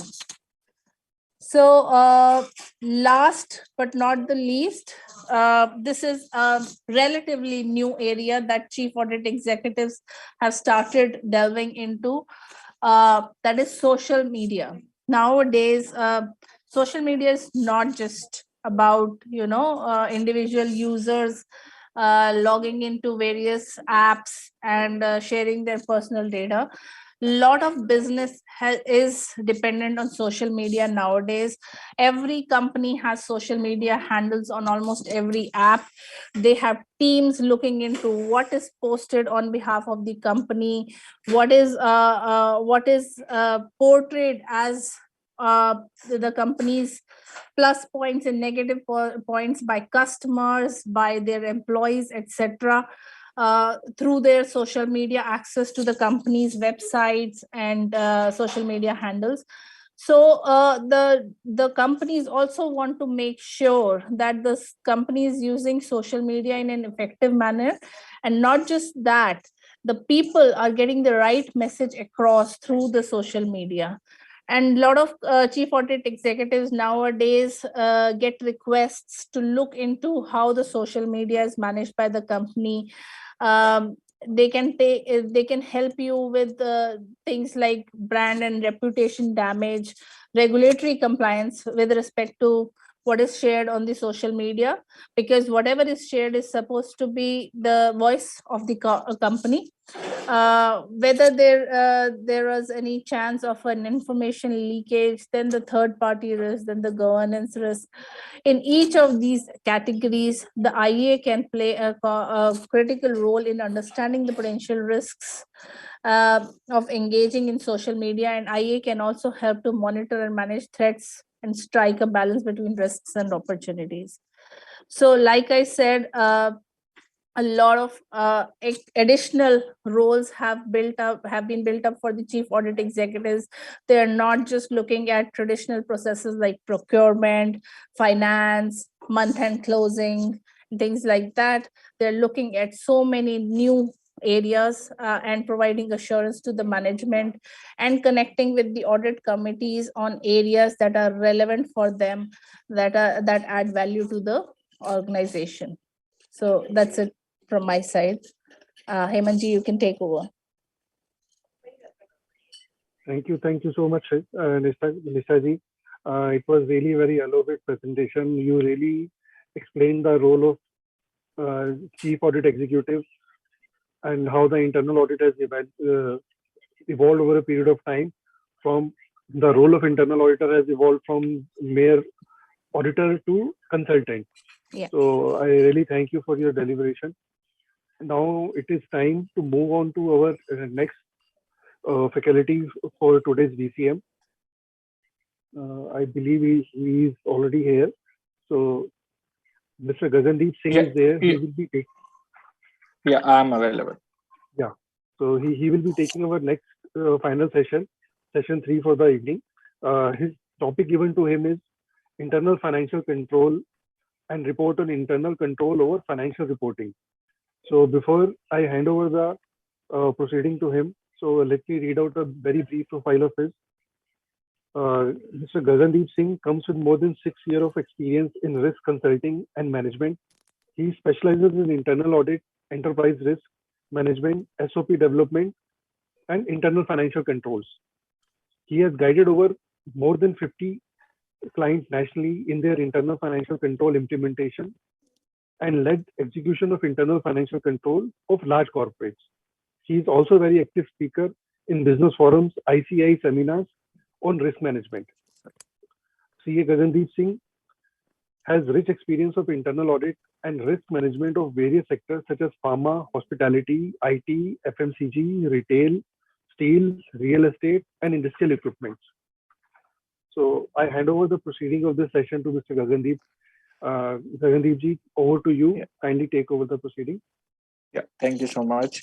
So first of all, I'm good evening, first of all, to everyone. And first of all, I'm very thankful to the ICA and Nandaji who gave me the opportunity to speak on the topic of the ICFR and internal financial controls.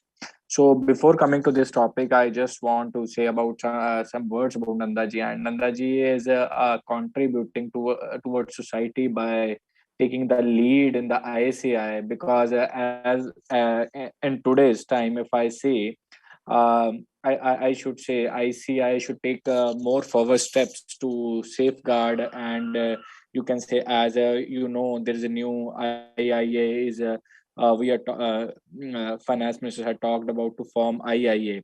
So I just want to say, with the help of all the seniors and we can safeguard, and we can pressurize the government by safeguarding and our interest, and we should not be injustice to the new CAs, and Nandaji has taking much efforts to work upon on these matters as well, and they're also giving opportunities all to the youngers and the persons who want to speak on different topics, and for the enhancing of the knowledge. Thank you so much, Nanda sir. So now I'm coming to the topic of the internal financial controls and internal control over financial reporting. So first of all, I just want to tell you the background of the internal financial control. So why there was a need to bring internal financial control? Because there is a internal audit, start audits, and the specific audits were also there. Why there was need of internal financial control, and what are internal financial controls, and how to do checking of internal financial controls, and related to how statutory auditor and other stakeholder has to report about the internal financial control, that we will discuss today. And first of all, I'm talking about the background, why it came into the picture. And before that, there was no mechanism to check all these types of the controls. So I'm coming into this. So first of all, internal financial control came into the picture when big scam of Satyam blasted. In that case, they found it that there should be some method or some mechanism where we can, instead of going at the time of the statutory auditor and going onto the figures and going on the values, we should see how companies controlled and how companies controls are effective in the organization. So just hold, I'm seeing my video is on. Yeah, my video is on. So by considering all this scam should not happen in the future, so there was internal financial controls came into the picture. So internal financial control came into the existence to promote risk management, how companies risks are managed, how companies controls are effective to you can say cater the risks of the company, and governance process within the organization, so that we don't have another Satyam case in the future. Correct. So it came into the picture. These type of the cases should not come again. So as there was definition was given into the Companies Act section 143(3)(1), the report of the auditor should state as to whether the company has adequate internal financial control system in place and operating effectiveness. There are two words are important in this. One is in place. In place means existence. So whether company has internal controls in their organization or not.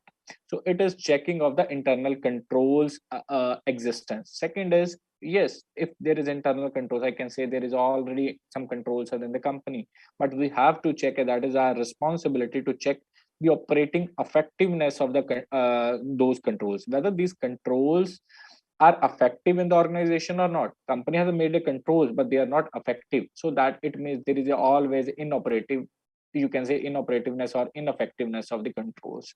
So there will not be any benefit of this of the existence of such controls in the organization if the controls are failure. So we have to check first existence, that controls are available. Second, how it's effective in the organization. So same, next is the definition of the rule 10A of the company's rules 2014 states that for the financial year commencing on or after 2015, the report of the auditor, which auditor is talking about, the statutory auditor, should state about the existence of the adequate internal financial control and its operating effectiveness. So it means it came into the existence at 1st April 2015. After the financial year 2015, every statutory auditor has to report about the adequate financial control, whether internal financial controls are available and its operating effectiveness. But they give also chance if any auditor wants to voluntarily wants to include in a statement for the year commencing on or after 1st April 2014, उससे पहले जो भी होगा, if they want to do it, but before the ending 31st March 2015, if they want to give the comments in their statement about the internal financial control, they can give it. So it started in 2015, and first year was to statutory auditor has to comment in the year 15, but voluntarily they could give before if there any audit was pending, and they could give their comments if they wanted to say. So these were the background of the internal financial. Now I'll come to what are internal financial controls. Internal financial controls hai kya? So before coming to internal financial control, I just want to tell you about internal controls, and Vijay Lakshmi and the other ma'am also has given lots of, you can say, in-depth knowledge about the internal controls and internal audits, about the risks of the organization, but I'm just giving the brief definition of the internal control. So basically internal control are the process designed, implemented and maintained. So there are three words in processes. First is design, second is implemented, third is maintained. So one is process has been made, then it is implemented organization, and then it is regularly maintained by those charged with the governance management and other personnel. Provide why internal controls are made and designed and implemented to give you a reasonable assurance about the achievement of entity's objective. What is entity's objective? Related to, in regard to, reliability of the financial reporting. So there should be a reliability of the financial reporting. Whatever they are reporting in their financial, there should be a reliability. Second is effectiveness and efficiency of the operations. Whatever the operations they are doing, they should be effective and efficient. So next is safeguard of the asset, whether the company's assets are safeguarded or not. Like if I'm talking about if the company's assets are not safeguarded and there could be a big risk in this. So at that point of time, it means internal controls are not available, and statutory auditor has to comment internal controls are not available, which are in regard to safeguard of that, which can be hamper interest of the other stakeholders in the organization. So safeguarding of that is very important in this as well, and compliance with the applicable rules and regulations. So internal controls are existence with related to applicable laws and regulations compliance. If internal controls are there, but internal controls are not in such a way that a company is able to comply with the applicable laws and regulations, so then statutory auditor also has to comment, and even in the internal auditor also has to comment that internal controls are not available, which made the company compliant with the applicable laws and regulations. So this is the internal control. Now I'm coming into the next, which is internal financial, which is the main topic, and how is it different from the internal control is the basically vast term as compared to internal financial control. But internal financial control definition is given under section 134(5) of the Companies Act 2013.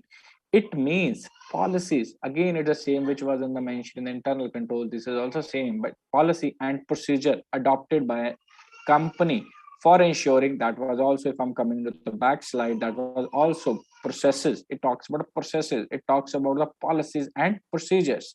So it talks about with the following objective: reliability of financial reporting, and in this there are adopted by the company for orderly and efficient conduct of business, including adherence of the company's policy. Next is also same, safeguarding of assets. Next, third is, which is very important, which already before me, my seniors and speakers talk about frauds and error prevention, detection of fraud. And there are regular frauds and errors are coming, and there are different controls are made for this, and also internal financial controls cover in this, which is internal financial controls should be made for the prevention and detection of frauds and error. Next is accuracy and completeness of the accounts and accounting record. Internal audit, you can say, initially there was historical practice to check the accounting record, which I think so Vijay and other ma'am also told about. Like initially there was only vouching and all, they were checking about the accounting records, like accounting entry is complete, TDS is not made. So, but internal financial control also, they have inserted this point, accuracy and completeness of the accounting record. So accounting record should accurate, all the invoices and all the related vouchers and everything should be accurate and completeness, because it shows the completeness of the transaction, that transaction has been completed. If I'm talking about the purchase of the goods, so purchase starts from the requisition and ends with the payment to the vendor, so that the completeness of the transaction is there or not. So that also cover in the internal financial control. Next is timely preparation of the reliable financial information. So internal financial controls, why it's made for the timely preparation of the reliable financial information. If internal controls are not available, so we cannot be ensure that our financial information can be made on timely basis before filing of, you can say, before coming to the knowledge of the investors, whether all the controls are available with in related to financial information or not. So internal financial control, basically a policy and procedure adopted by the company with the following: ensuring that assets are safeguarded, frauds and errors should not be there, accuracy and completeness of the accounting, and timely preparation and orderly and efficient conduct of the business. So for this purpose, internal financial controls are made, and specific definition has also been given in the Companies Act 2013. Now I'm coming about the internal controls over financial reporting. So first there was internal control, which is very vast term. Then I'm talking about the internal financial control, which is a part of our internal controls. Next I'm coming about the next, which is internal control of financial reporting. So I should say internal IFC is a more vast than the internal control of financial reporting. This also talks about the specific and internal financial a little wider than this. So now I'm coming to the internal controls over financial reporting. A company's internal financial control over financial reporting include, again, I'm talking about those policies and procedure. It was also talking about the policies and procedures. So it was a wider term, which is a safeguard and orderly. And this, there is specific terms, whether maintenance of records that in reasonable detail, accurately and fair reflect the transaction and disposition of the assets of the company. So internal financial controls are the procedure and policies which pertains to maintenance of record, whether the records are maintained, whatever the details required, the complete details are in place or not, and records are accurate and fairly reflect the transactions and disposition of the assets. So next is provide reasonable assurance that transaction as recorded as necessary to permit permission of the financial statement in accordance with the general accepted accounting principle, and the receipts and expenditures of companies are being made in accordance with the authorization of the management and directors of the company. The second point talks about the all the accounting principles are followed for to making the transactions or not. Second, it's with the complete authorization, and which is, you can say, as part of SOP. SOP is like hierarchy, or I should say, in which complete authorization. For example, if I'm talking about the purchases, if I've given the powers to purchase up to a certain extent to the purchase manager, and after that it comes to the FC, and after that it comes to the CFO. So purchases should be according to their powers, and it should not be beyond their powers. For example, 50,000 power with the purchase manager, it should not only up to 50,000 should go towards a purchase manager. If I'm talking about the how people do, bypass these type of the internal financial control. For talking about they have to purchase a 1 lakh, but they divide into 2 transactions, which we should, and statutory auditor and also internal audit, I should say, to check whether this transaction are not separated into one or more transaction, to bypass the authorization of the management and directors of the company. Next, it's a reasonable assurance regarding prevention, timely detection of unauthorized acquisition, use, and disposition of the assets that could have a material effect on the financial statement. Like if I'm talking about company has purchased a land or something, which is they has acquired at a higher price from the, you can say, director or any specific person whose interest is involved in the company. So they should give a statutory auditor also has to give a reasonable assurance that it should be unauthorized acquisition. Like acquisition was not authorized to do it, but they have do it bypassing the some, you can say, SOPs and some authorization. So we should statutory auditor has to should reasonable assurance regarding the unauthorized acquisition and disposition of such that could have a material effect on this. The specific word is material effect. So internal control, then internal financial controls, and third one was internal control of financial reporting. So now I'm coming, people generally, like if I'm talking about, they think IFC and ICFR both are the same thing, but there's a small difference in this, which I'll discuss in this. Like IFC is, as I already told you, IFC is much wider in scope as compared to ICFR. Internal financial control include financial reporting and operation controls and anti-fraud control. So IFC talk about the internal control over financial reporting as well as the operational control and also anti-fraud control. So it talks about the three terms. One is ICFR, one is operational control, and anti-fraud controls. So it is in the IFC. IFC is a wider.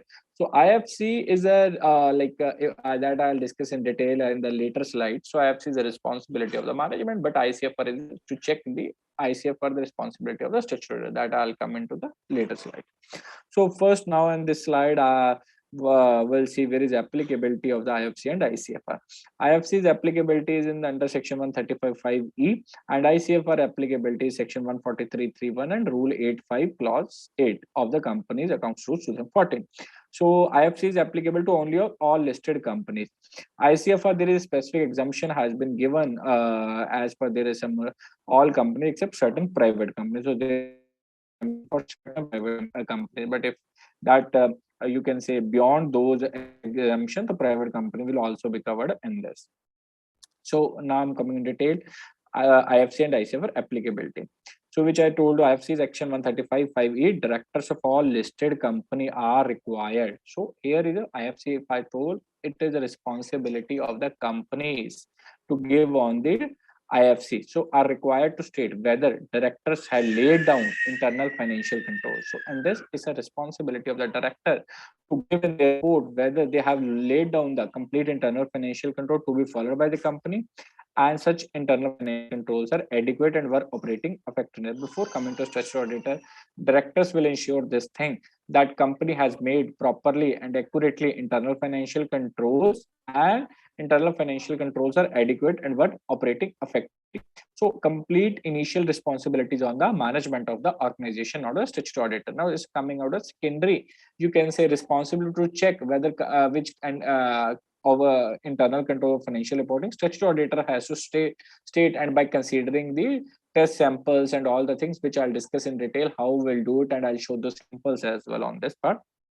So ICFR is section 143(3)(1) of the Companies Act 2013 requires auditors. Auditor here talks about the statutory auditor on the adequacy of the internal financial controls with reference to financial statement in place and operating effectiveness of the such control. So statutory auditor has to comment on the adequacy of the internal financial control with reference to financial place and operating effectiveness of such control.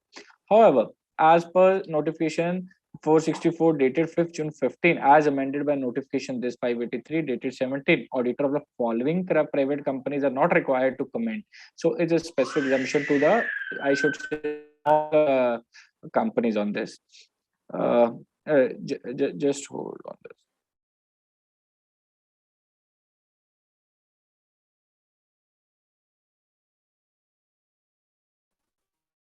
So sorry, in this not applicable on the one-person company having turnover less than 50 crores as per latest audited financial statement and aggregate borrowing from banks, financial institution, and corporate at any point of time during the financial year is less than 25 crore.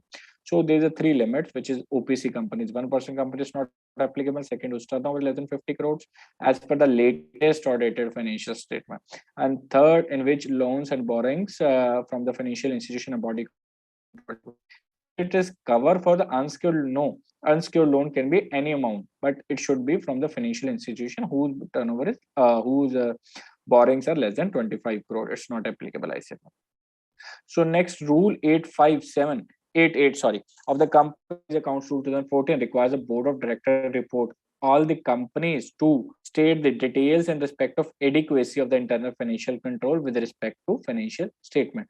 So requires a board of directors report. So here all the company board of director reports also has to say whether adequacy of the internal financial control. So it talks about the internal financial control, which we read in the section 135(5)(e) as well. So directors of the company has to give in its director report the whether adequacy of the internal financial controls. So in the next slide,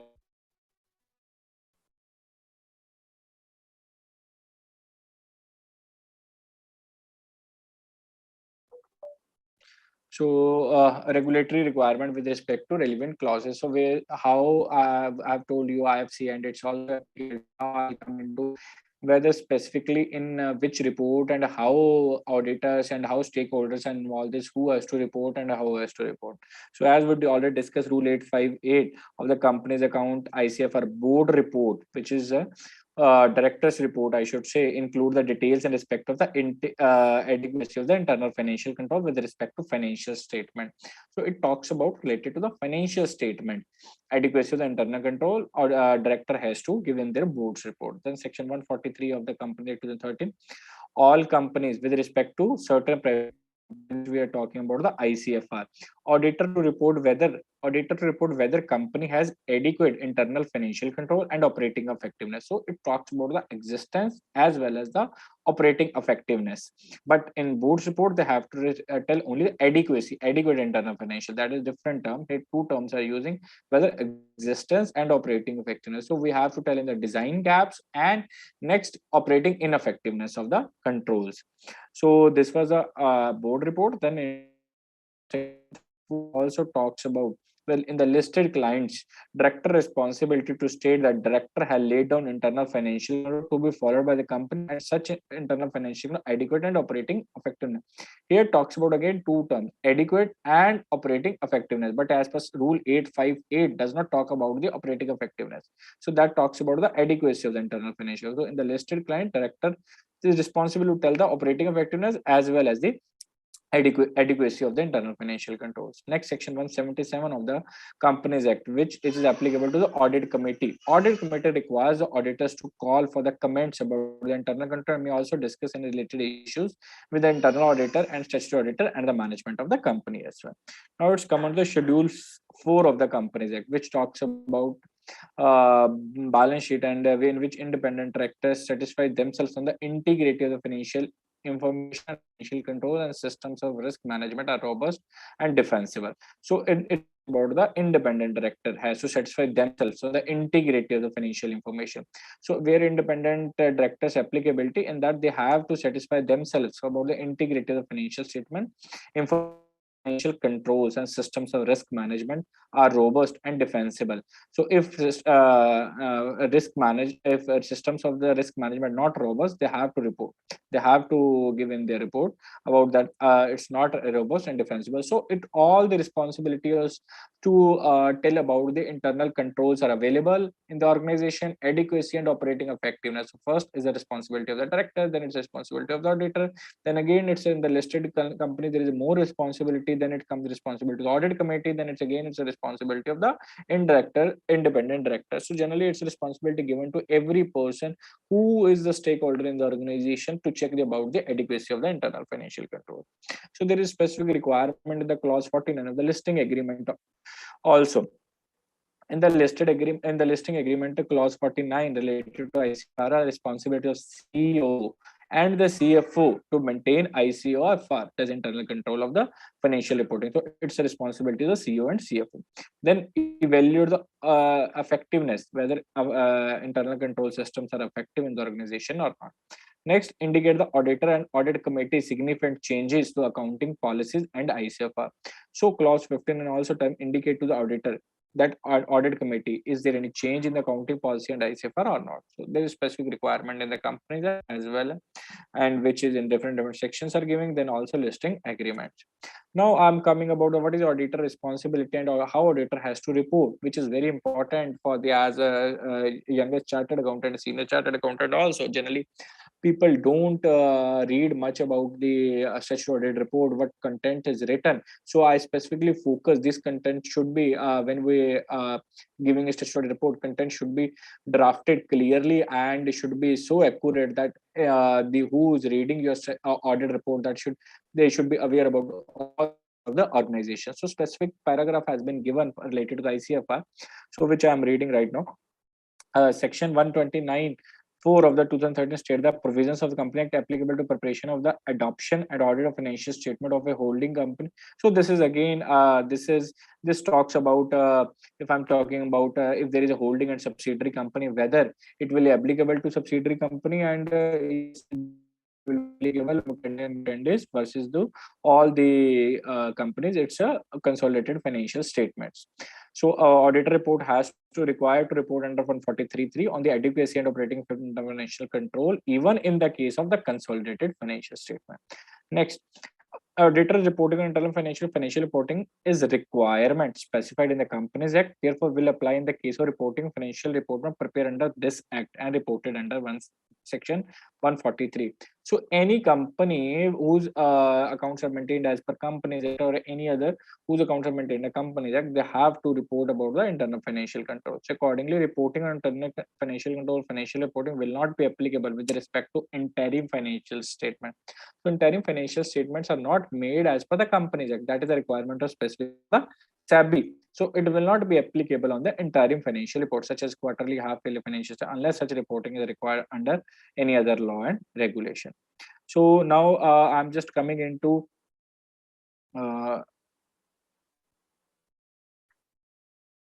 so I'm coming out to there are two different perspectives. One is designing process. So I'm just talking about the designing process. The management should identify the significant business processes. So first, because it's internal financial account design is the responsibility of the companies. So the management should identify the significant business process of the company and design the process notes, specifically process note, where I'll show you how company has to make the process notes, and the RCM. RCM is a risk control management. So how processes are controlled and how many risks are involved in this. So how company is controlling those risks in the organization by itself or with the help of the external expert. It can be like if I'm talking about the IFC can be made by the management of the organization, and generally they hire, there's a good scope of the CAs also in this. Generally companies hire chartered accountants to make these type of the and process notes of the for the company. The same should be followed regularly and tested by the management at least once in a financial year. So generally statutory auditor also ask about there should be testing of the control should be in place for the one financial year. So following the example of the risk control maximum, should mention at least the following details. It's very important for a business to prepare the proper control and cover all the risk areas of that particular process. So I'll come again in the later. So how processes are made, I'll discuss on the one process which is hire to retire, and I'll cover how RCM is made and how process notes are made for this. So now I'm coming to auditor perspective. First perspective was related to the management, how management has to prepare the processes and how they have to make the RCM. Now I'm coming out the auditor perspective. Management defined process note, like their responsibility, management responsible to make process note. So auditor responsibility first is to ask from the management about the process note and RCM of the company for testing of control. They should test the controls of the company. After testing, auditor can give their opinion about the effectiveness of the company's internal controls. So they have to give in the report where are made by the company, the controls are available, and how they are effective in the organization. So auditor should ask the report of testing done by management in a financial. So auditor can ask the report of the testing, because the testing on the sample basis should be done by the management to find a detailed observation. After testing, auditor can give the opinion on internal financial. And during testing, the deficiency to be identified, which are first of all design deficiency. So whether complete risk has been identified or not, complete process is there or not. By considering the process, whether complete risk has been identified and controls are actually written in the RCM or not.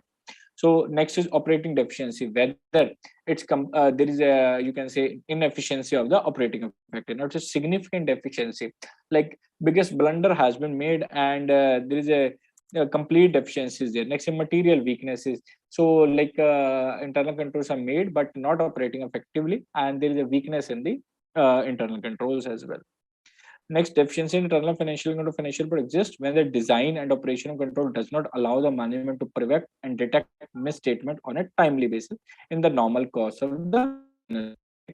So next I'm coming, this was like how we have to do is designing, and from the auditor perspective now I'm coming into detail little about the practical approach.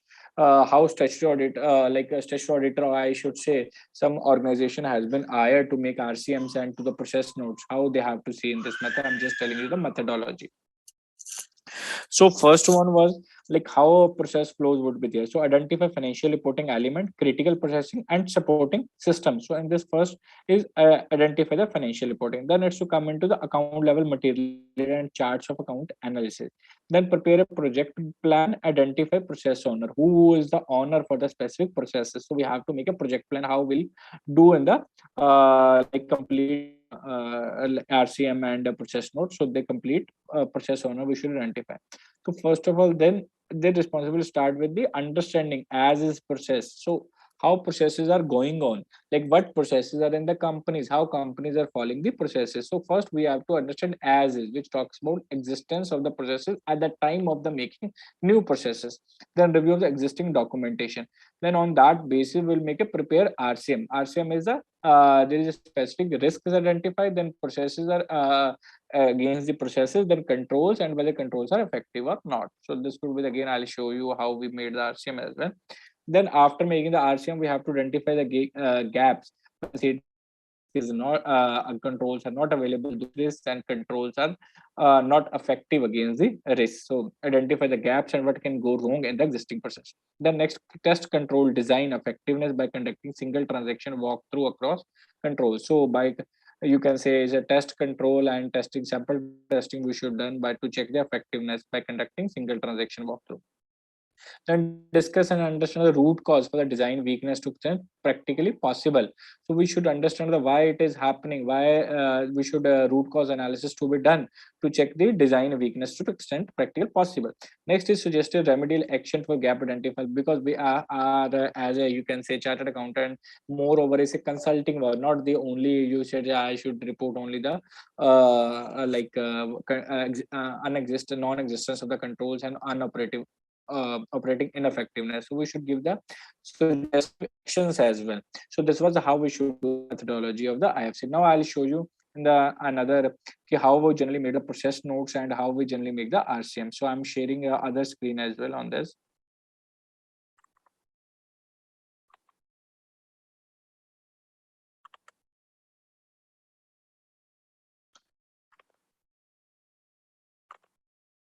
So like I was talking about, there is a one process, there are different processes in the organization. Like if I'm talking about one process is procurement to payment, then order to cash, then third process is human resource management, fourth is like if sales and marketing. So different processes in the company. So I'm talking about, I'm taking a sample of one specific you can say processes, human resource management. So in this we have to identify different processes, because it starts from which I talk about the hire to retire. First we have to hire the personnel in the organization, then it should be when he goes, so we have to make the full F&F, that is full and final, so that is retire in the organization. So complete process we have to make it. Like if I'm talking about the first process, talk about sub process is the recruitment, how we are recruiting it. It's through consultant, it's through you can say the specific platform. We take an interview, then an interview is conducted with whom, for this department, then second department, then third department. How we do is into this. This is a complete recruitment process. Then comes to the casual vacancy. So in case of immediate vacancy, resignation and abscondment and termination of the company, then what company has to do? So immediately HR tries to find the reason for why it's leaving, resignation, and how abscond, and they'll try to follow up and legal action accordingly. So now it talks about probation period also. Is there any specific probation period? Then boarding, when company hire a specific resource, then there should be induction program, and how generally comes on the boarding, how trainings are given on this part. So next is training and development. Then after a year, or you can say after 6 months, there is specific criteria, I should say, is a performance mapping and appraisal. So performance mapping should at least to be done in once in a year. So that should be hike is given to specific to the employee on the basis of the such performance mapping and appraisal. And bonus and staff welfare also can be the part of you can say appraisal, because bonuses can be related related directly to the performance of the employee. So next after that, which is important part, is the payroll processing. How company do the payroll, because like attendance, how attendance is controls, how they are giving deducting of leaves, what is the leave management, all this is covered in the payroll processes. So because in this there can be a big fraud in this as well. The salary is given to the dummy employees, so we have to identify processes should be so strong that salary should go to the right person only. It should not be accounted in different personnel who is not a part of the organization. So this is very, you can say, critical process, and control should be very stick to this, specific to this control as well. Next is exit policy. So there should be definitely, there should be a resignation period, notice period, which I should say for the senior management there is always a notice period for more like a longer period as compared to the employees with the at the lower level. So it should be specifically written in the policies, and it should be in the specifically covered in the processes. So like what would the process of secondment, what would the leave policy, specific leaves will be given 5, 7, and some employees 12 leaves. So 2 days sick leaves and all this will cover. Next is attendance. Attendance is purged in specific software, how attendance is controlled, and how attendance access sheets are specifically downloaded at the time of the payroll. Next, office timing. Some organization dress code is very important. In some organization it's not so important, so it should also specific in this. Then legal and regulatory requirement, because PFE has this responsibility, professional tax, TDS specifically has to written in the process note. Then current I should say companies, how company has a policy in their in the existence or not. So all these we have to cover into the process note, in which complete process is writing starts from and ends with the process. That should be covered in our process note. So now I'm coming because when you have a written complete process, so on the basis of this process note, we have to make identify the risks to make the RCM. What risks are there? So now I'm coming how we make the RCM on this. I'm sharing another my Excel.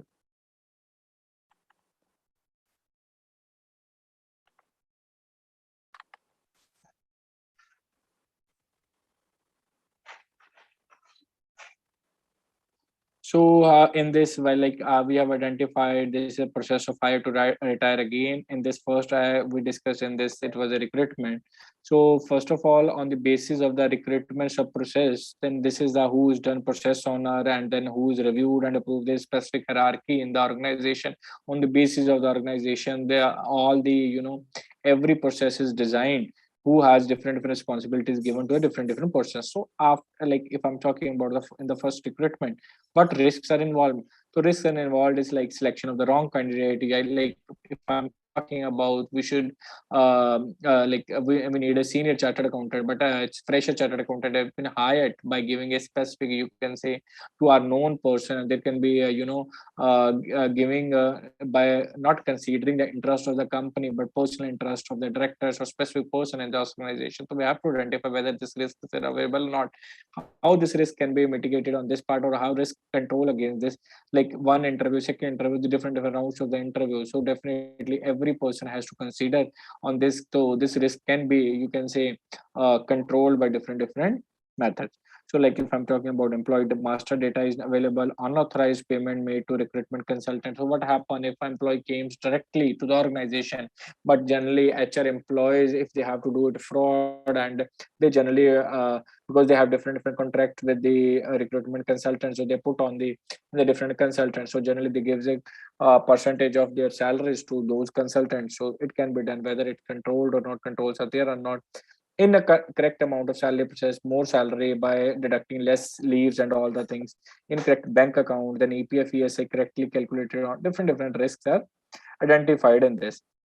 So then it would be a control objective, why we are controlling this, and different controls available. Like if I'm talking about wrong candidate, approval to HR for recruitment employee, user department इसके job profile पे HR, because in this user department then job HR, both departments involved in this. So if it's, you can say if both departments are not doing fair to the organization, then controls are not I should say adequate, but otherwise controls are adequate. So different controls are there. So if I'm talking about employee master, HR executed update, so different portions are available to do all the to bring controls in the organization. So then it's I write in the, you can say heading of this, then detailed actually control how it happens. Then after writing the controls, we have to see whether control environment is there or not, whether risk assessed or not, control activity, then information communication monitoring. So it talks about the environment, which is the, you can say environment is the, you can, the surroundings of the this processes are controlled or not. Then risk assessment, there is any parameter to risk to assess the risk or not.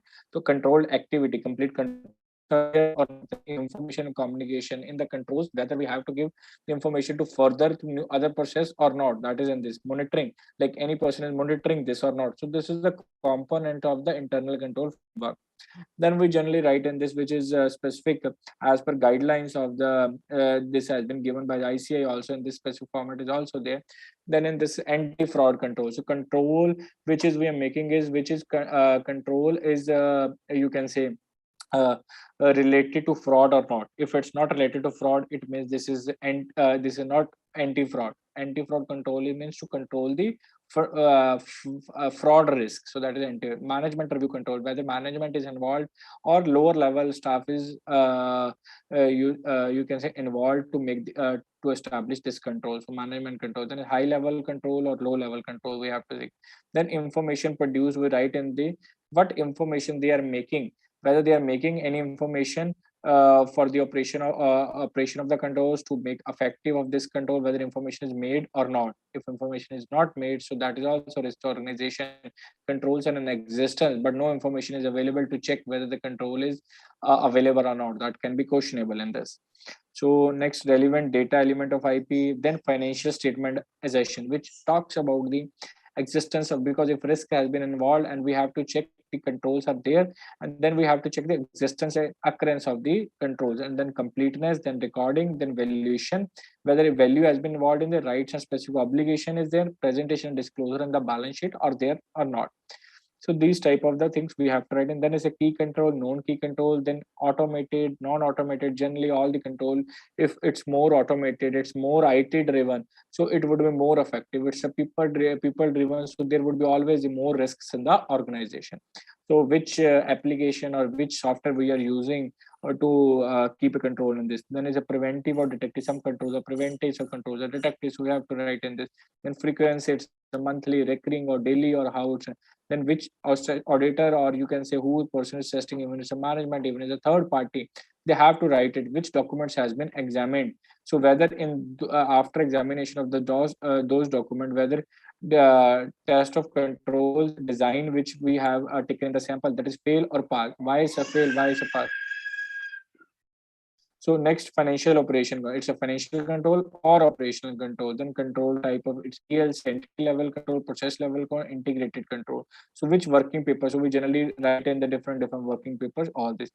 So this was RCM, and previously we have shown in the word format, that was a process. So this was a complete which I have given in today's topic, which I have tried to cover completely. I should say for the ICFR applicability, what is ICFR, and there as per sections how control and which organization control, how it's made, and what is the methodology to do all the things. So I think so. I think so for the today's topic, I think so this will be sufficient, and I try to listeners on this on this, and thank you so much for patiently listening my discussion and my speech on this topic. Thank you so much. Thank you, everyone. Thank you. Thank you so much, Varandeep. While listening to your presentation, I can see how much effort and labor you have put in preparing this presentation, and you've been continuously elaborating and speaking about the internal financial control and IFCR. So you have given us a very elaborate and very great comparison between IFC and IFCR, and who has to do what, and how to do the testing of IFC and IFCR. So I hope the listener of this program, this VCM, will benefit a lot by your deliberation.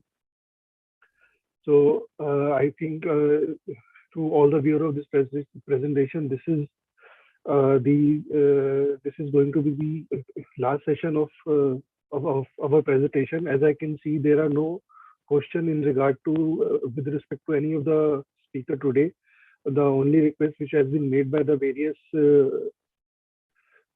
participant of this meeting is to have the copy of the presentation of all the speakers. So I would request the technical team if they could make the presentation available to the participant on some common web portal. So kindly do that. So just to conclude the today's session, I would say internal audit can really be a backbone for any organization. We have to take proactive measures to make it count. We need to be preemptive in identifying the potential pitfall and work according to that plan. The role of the chief audit executive becomes very crucial in order to mitigate volatility, uncertainty, complexity, and ambiguity in any environment. Further, evaluation and existence of internal financial control and internal ICFR provides much higher level of assurance to the user of the financial statement and all the stakeholders in general.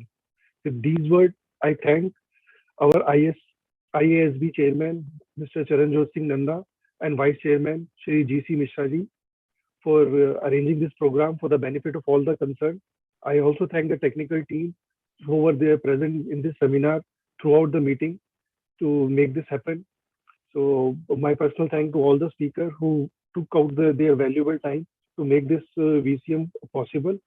With these words, I would like to conclude this seminar.